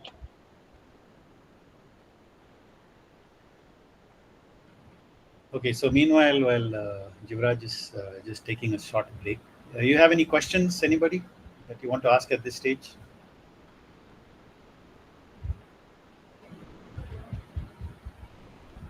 Sir, I have a little doubt. Yeah, go ahead, Surya.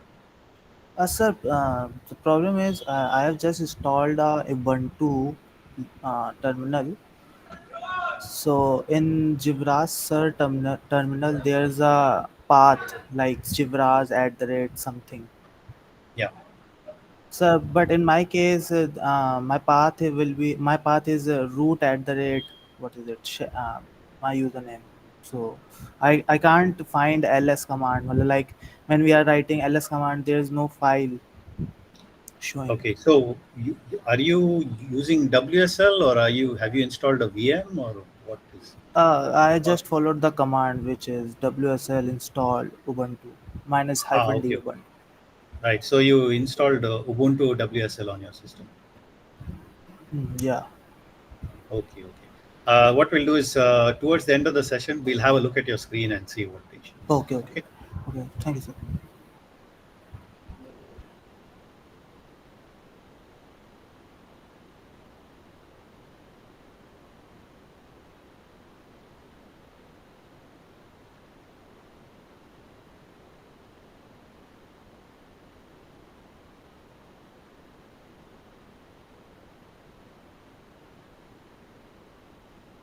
Yeah, Karishma, I would advise you to definitely give agentic mode a try. It will be very helpful to you, particularly because you're not from a coding background, so it will help you create the projects and things. The thing, though, I would say is in your particular situation, although agentic mode will help you a lot, you might not know what's going on. So one thing I would suggest is once it creates whatever code it does, a good thing to do is just take that piece of code, put it into the TDS GPT or any other GPT, or even back into some other instead of agentic mode, you put it into ask mode or something, and then ask it to explain it to you. Okay, what the code is actually doing. That is useful to know, because otherwise sometimes what happens is, if we, particularly for those who are not from a coding background, once you get into complex projects, um, if an error occurs and you are not sure why the error is happening, and the agent is not able to fix it, sometimes just knowing what the code is doing will help you with the workflow. So that's why I try to learn what the code is doing as well. So it's good to have it write the code for you, but I would say it's equally important to understand what it is doing. But the best way to learn that is ask it to explain it to you. Just explain what each part of the code is doing. So that way you will also learn and not just use the tool alone. Okay, so do both things is my advice.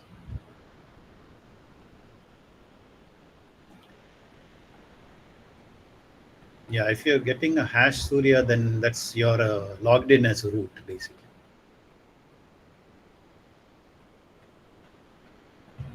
Yeah, the hash is root. If you say exit, see what happens, Surya. You type exit. 1 second, 1 second, sir, 1 second. Exit. Yeah. Or, it closes the Ubuntu. Okay. Typically, when you install Ubuntu as WSL, they should tell you to create a username and password. So I'm a bit surprised it just puts you as root. Okay, we'll figure it out. Okay. Yeah. So I was saying, like Carlton have already told, ask feature is all there, which you can use to explain the code, and then whenever it makes any changes, it shows which line was deleted and then which line was newly created. So this was the line that was removed, and then this was the line that was added to my code piece, and then these were the new lines that were added. So all these changes which it have made, those changes will be visible, so you can even view the files.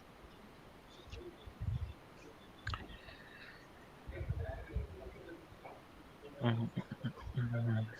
Okay. So this npx, yeah, it is also useful for running some node packages. So yeah, install this as well for a project, and these things it would be useful. And then unicoding, this is for detecting the encoding of a particular file. So this is not that much useful. I mean, it is useful. So if you don't, it is always better to get the encoding and then pass the encoding while reading the file. So it is useful, but it's not a tool that you would need to install or do any configurations. So I would not spend much time on that. So this is about browser dev tools. We would have some others in some other session. We'll discuss about it.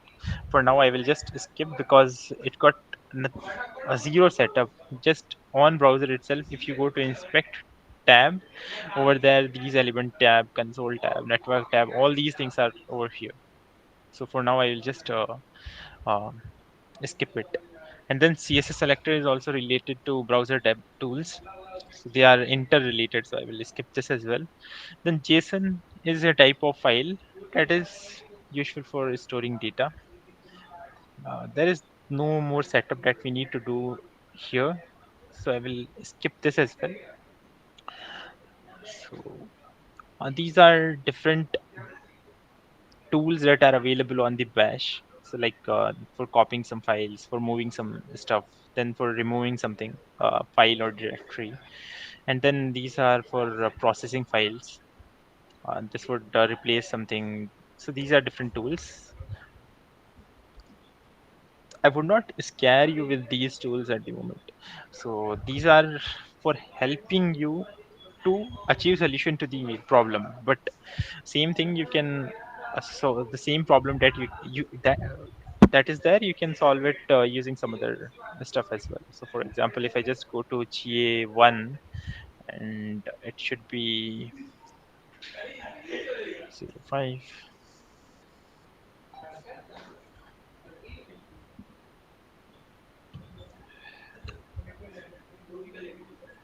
Not this one.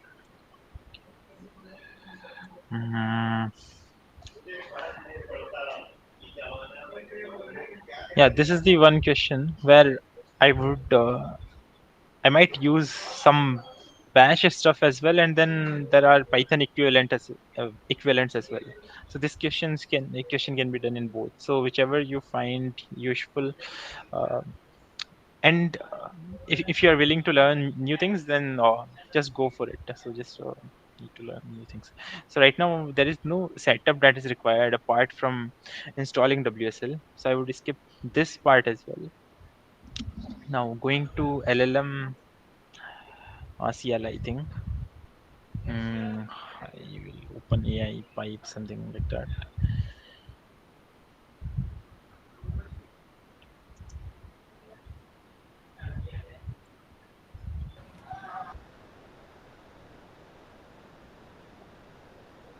Was someone saying something?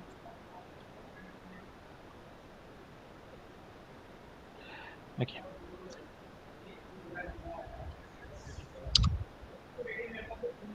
So what this LLM CLI does is it allows you to run any command on the CLI itself.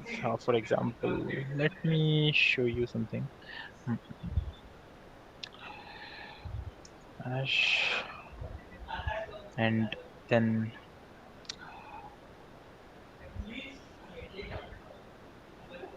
not summarize something. What probably we should do is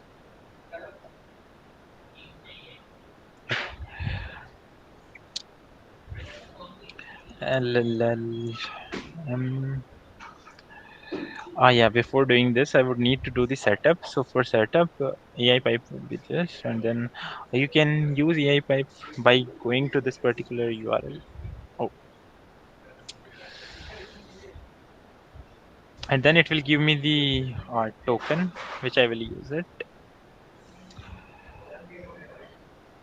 And then I would need to export the token, and then I will also need to export the base URL. And once I do all that, now I can run it something similar to this one. This is for chat completion. Hello, and then it would print something like this.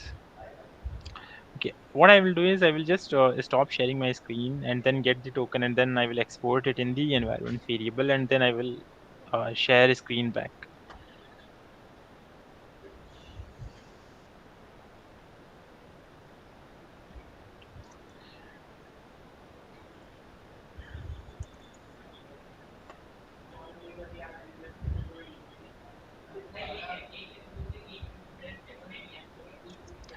Export.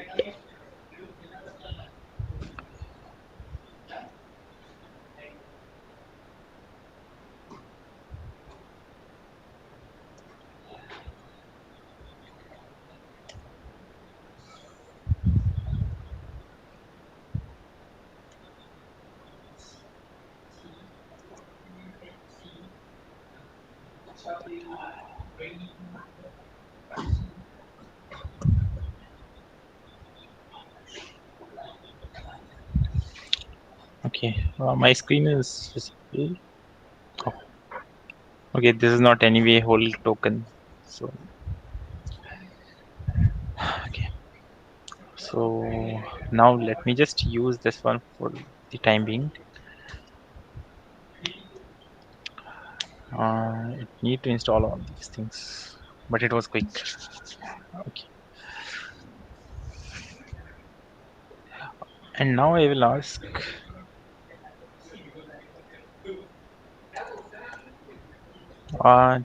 check in templates directory under root directory which all files have head tag.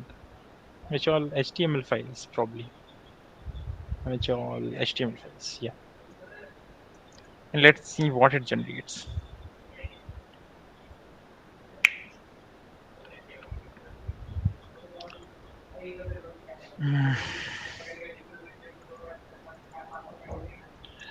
Get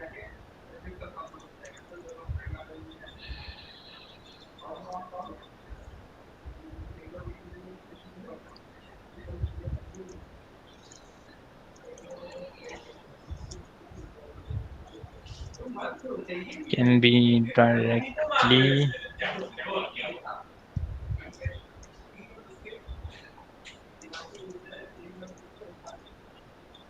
Okay, let's see if it generates just one.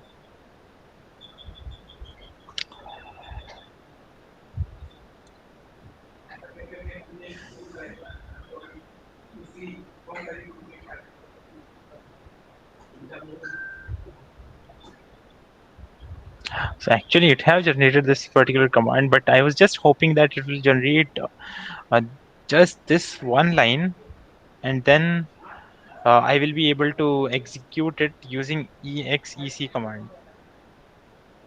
Is it exec command which executes? I think you would have to give it another. There is another what do you call for it key that you have to give it for a system prompt. So a system prompt in this case might be generate only bash command, something like that. So there are several keys you can give the LLM package.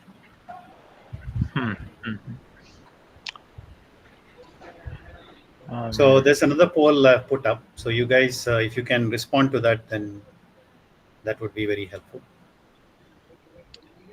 I mean, helpful to you guys. So if you don't answer the poll, then it's not going to help you. So, I think this is the one.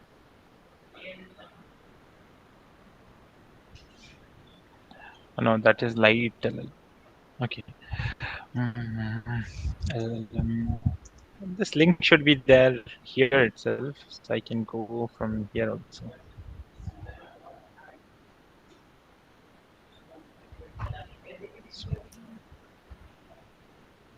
yeah, so Jivraj, most people don't know how to obtain their AI pipe token. Okay, I think you will have to go through that again.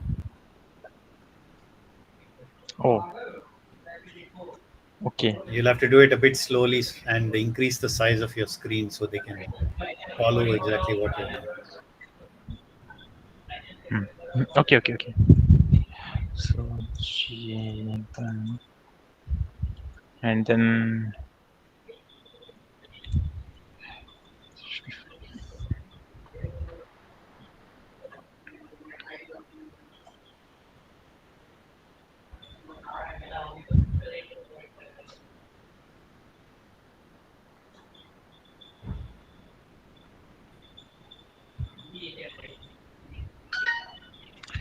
all right. So this is AI pipe documentation, and so this is useful for using LLM CLI tool for that particular. So if I go over here, this is the login page. This is to understand how it actually works, and then this is to explore which all models are there. These are some kind of documentation, you can say. Okay, and then this is the login page. If I go over here, I will get access to the token. So I would have to sign in. So I am already signed in. That's why it's just printing this token over here. Then I will just copy this token, and then what I will do is I will go back to the documentation.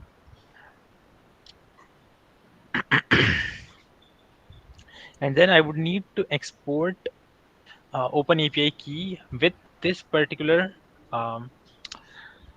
name of the variable, and then token should be over here. So this particular token, copy it from here, and then export it like export Open API OpenAI underscore key underscore API underscore key, and then equal to whatever is this string. And then you would also need to export the URL. So just copy this URL and export it inside the environment. By exporting, I mean these things will be available inside your environment so that you can run them. So how many of you here don't know what he means by exporting? Is some of you confused about this, or you all understand what he means by exporting variables to the environment? You can just open your mic and say if you didn't understand. Nothing. No, I don't know anything about it. What's Export going on? means, sir, we need to write into Ubuntu like WSL system, no, sir. This command Yeah. need to run on terminal. Yeah. So yeah. So some variables, okay, on your system, they need to be accessible by by various programs, right? So how do you make a variable universally accessible to your program? So we do that by exporting it by using this word called export. And what that does is it stores that variable in your system so it is usable by your computer or your application. So the way we do it, and Givraj will show you now, is he will go to the CLI bash. So he'll go to the bash command line, and then when he goes to the bash command line, so this is the bash command line, I think, for him. So you can see he writes export, and the name of the variable he's calling over here, the name of this variable is called name, which is not very helpful, but okay. So that's the name of the variable. He's called it name, and he's given it the value Jivraj. Okay. So now the question is, your application wants to know what is stored in name. Okay, the variable name. So he will display it now, and see. You will see that it's able to pick it up from the environment. Jivraj, you can just echo it from your terminal. You don't have to use OS. Yeah. So he'll use a command called echo. This is a bash command as well. And he'll put $1 in front of it. And you can see that it knows that the variable name, so that's what that dollar represents, that it's a variable. So the variable called name has the value Jivraj. So that is what exporting a variable is. So in the previous example that he showed you, which was the AI proxy or AI pipe that was shown, there he was creating a variable name. So Jivraj, if you can just go to the documentation of AI pipe. Right. So over here, there is a package called LLM, okay, which runs from your command line interface or your bash script, okay, or sorry, from bash terminal. So this package called LLM has some variables it needs to know from your system. So the names of the variables it needs to know is, there is a variable called you can see in caps lock it says there, OpenAI underscore API key. And another variable it needs to know is OpenAI underscore base URL. So these two variable names it needs to know in order to run this package called LLM. So that's what we have done. We have used these commands export, put your variable name in those variables, and then that is able to be picked up by your package called LLM or any other package that can see. Okay. What permissions so we can grant OpenAI? I didn't quite catch that. What permissions so we grant OpenAI in order to use the AI pipeline? So there is no permissions involved. The main thing is those variables have to be set. If those variables are set, then your LLM package that you have installed will be able to use the key and use the URL through which it is supposed to access the model that it is trying to use. Okay. Yeah. Only dependency is that you would need UV to be installed on your machine. Yeah. Otherwise, you have to pip install, I think, LLM. So either you pip install or you use UV. The good thing about using UV, and we will talk about this in detail in another session, but the main advantage of using UV is you don't have to pip install anything. It will create the virtual environment, get the package, run the program, and then when it's done, it will get rid of the environment, and you don't have to worry about any dependency issues.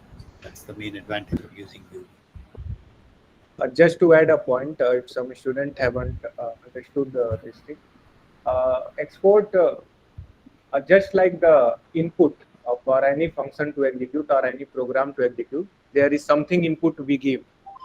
Similarly, for LLM prompt to work, the LLM command to work, there is one more input we required, that is Open API key, so that we could access the GPT. So this export is a one way to give the that key, that input thing. So in this way, we assign a variable and store in the bash environment. And any app means any command line utility app can access that name and value. So means the variable name and its value. Yeah, thank you, Hrithik.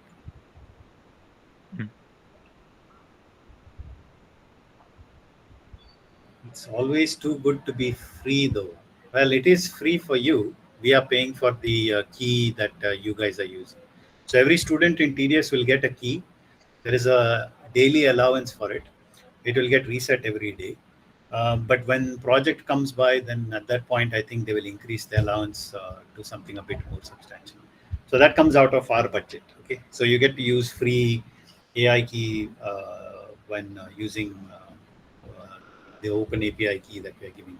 Okay, that's not the only thing we do. There is also, so using this LLM package, you are also able to use other GPTs. Okay, you don't have to just use OpenAI or use our key. You can, of course, also you downloading. There are some plugins you can download for LLM. These plugins help you to use other models. So you can use, for example, Gemini or some other Olama or whatever it is. So LLM is able to use those as well.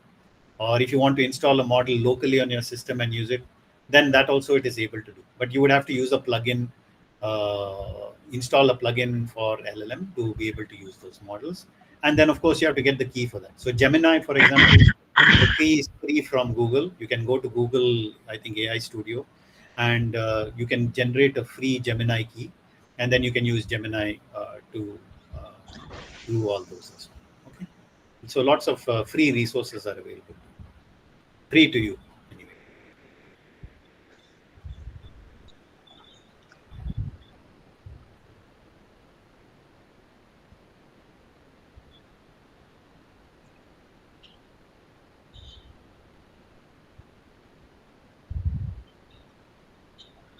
Okay, we'll take a short break here because it's been an hour, and we'll start in a couple of minutes back again. Okay.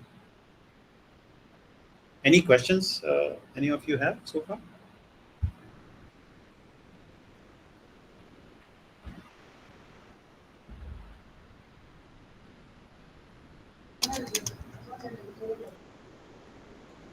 So I guess no questions. Okay, that's good. So what is this base URL? Okay, so it's so the package LLM, it needs to know which GPT to contact. Okay, and in order to know which GPT to contact, you have to give it a URL. So imagine like if you wanted to use GPT-4o or OpenAI GPT, you would type in your browser the URL, right? You would say OpenAI or something like, or Chat GPT. You would type in, right?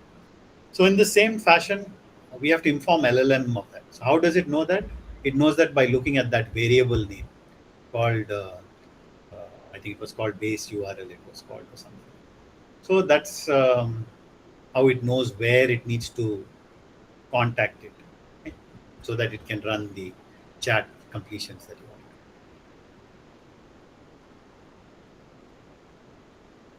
Means same token could be for Gemini also, no? So base URL needed to unify that. Yeah. So the token for Gemini would probably be different. Each LLM will have its own token itself to use. So you would have to get a Gemini token for that. But for OpenAI, we provide it for students, and it is through the AI part. Yeah, that's right, Karishma. It's a path basically.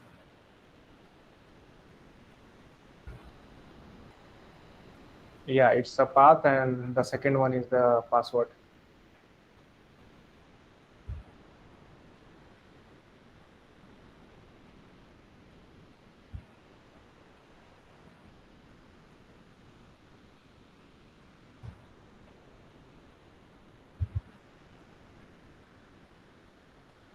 So one of the things we're going to try and do is try to not exceed 2 hours on sessions.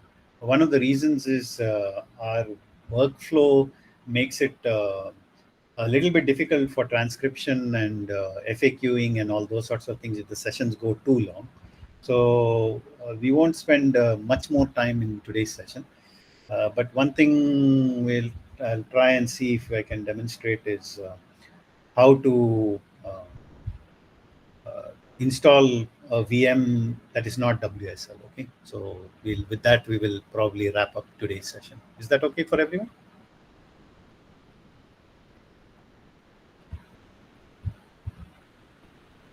No sound.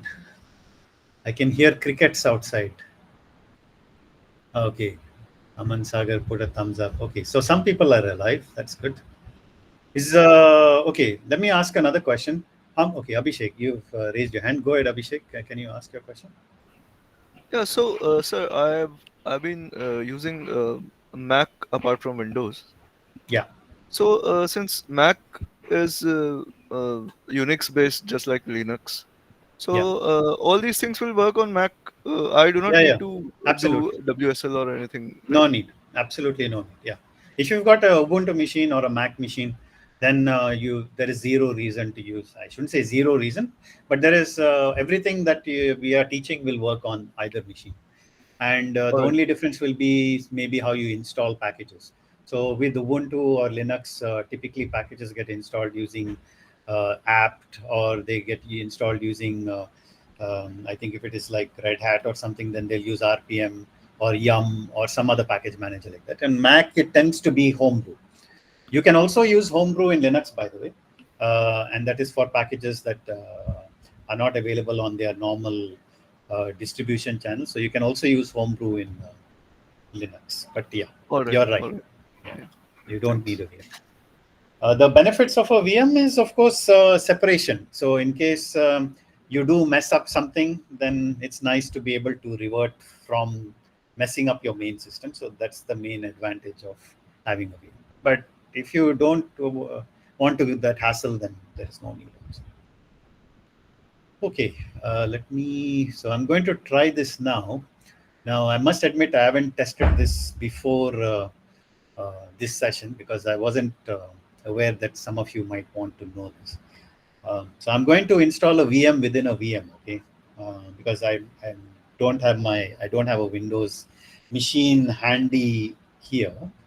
But what I'll do is I'll use this Windows VM to demonstrate, and hopefully it works. Okay, so if it doesn't, I do apologize.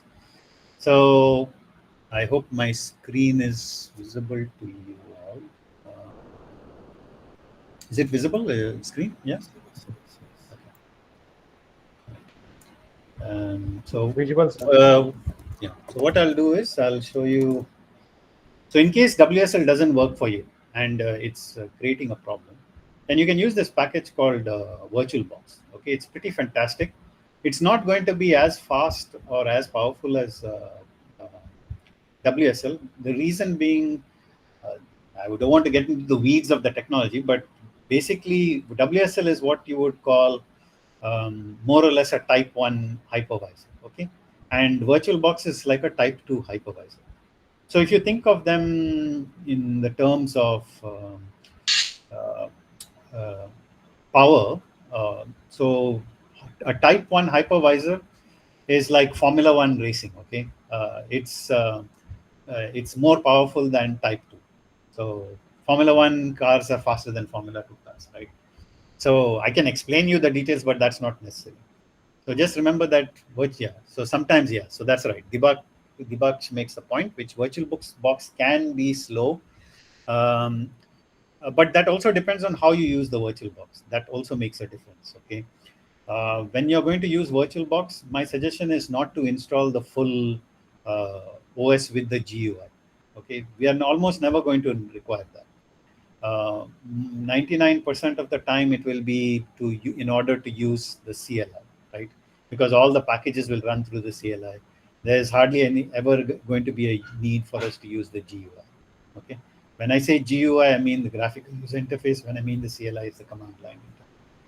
So go to VirtualBox, you say download, and like I said, I've not done it a VM within a VM before, so we'll give it a shot anyway and see what happens. So once this downloads, you will need two components to this. One is the actual VirtualBox application, but you also need this extension pack. Okay. Oftentimes, if you just install only the VirtualBox, that will make it very slow. The extension pack helps it get all the full capability of the Type 2 hypervisor. So we'll go ahead and install this. Okay, so say next, accept.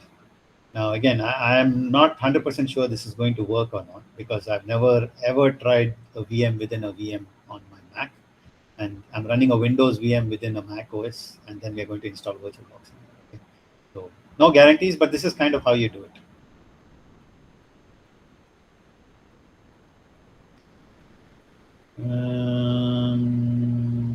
Okay, something went wrong. Let's see what went wrong. Okay, some software restriction issues, right? So probably I have to run it as admin. Okay. Maybe later. Let's try this again.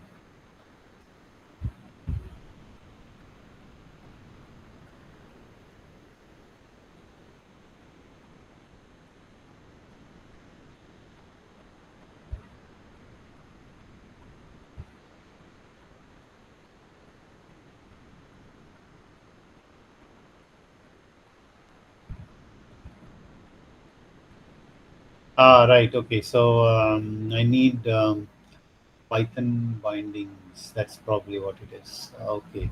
That's probably why it failed. Okay. So on this Windows VM, I don't have Python. So that's something I'm going to have to install as well.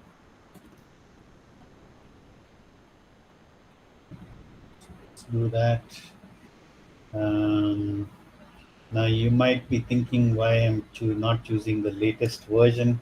It's because typically the latest version can have bugs or packages that are missing. Okay.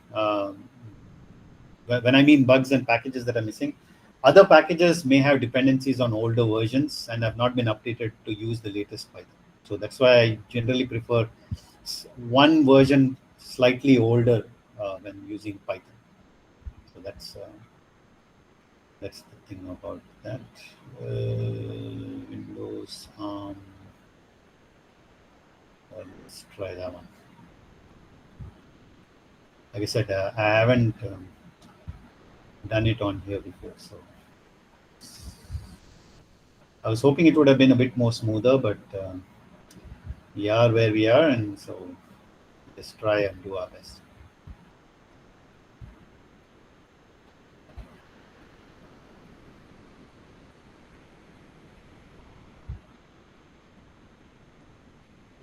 If it doesn't work this time, then next time I will use actual Windows laptop and show you. It's pretty straightforward on there. Okay, so we have installed Python, I believe. So let me try and install this VirtualBox again.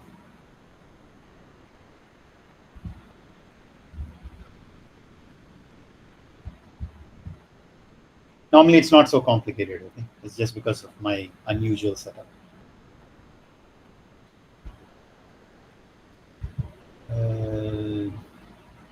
Oh. Okay. Something still is an issue. I might need to restart the system.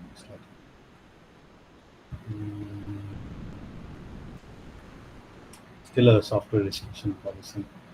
Disable user installs 0.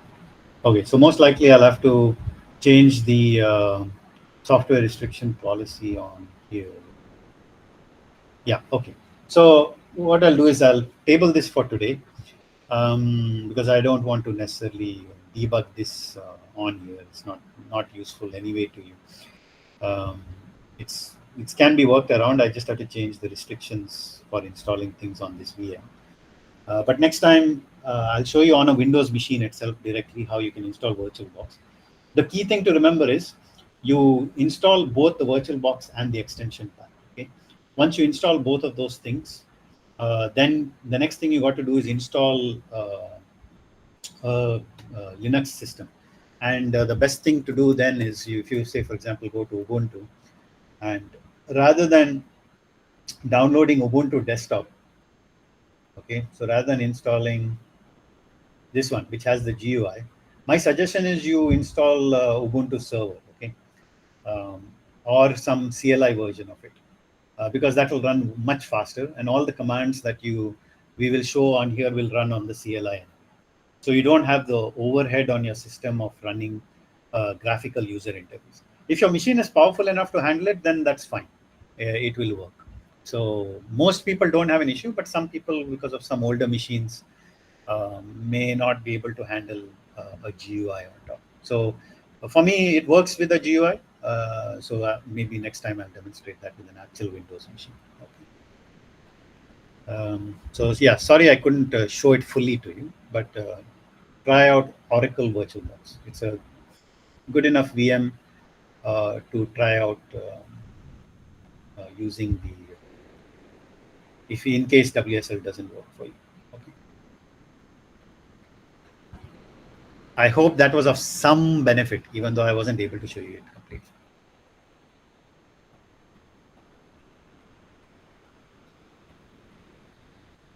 Okay, with that we will wrap up this session.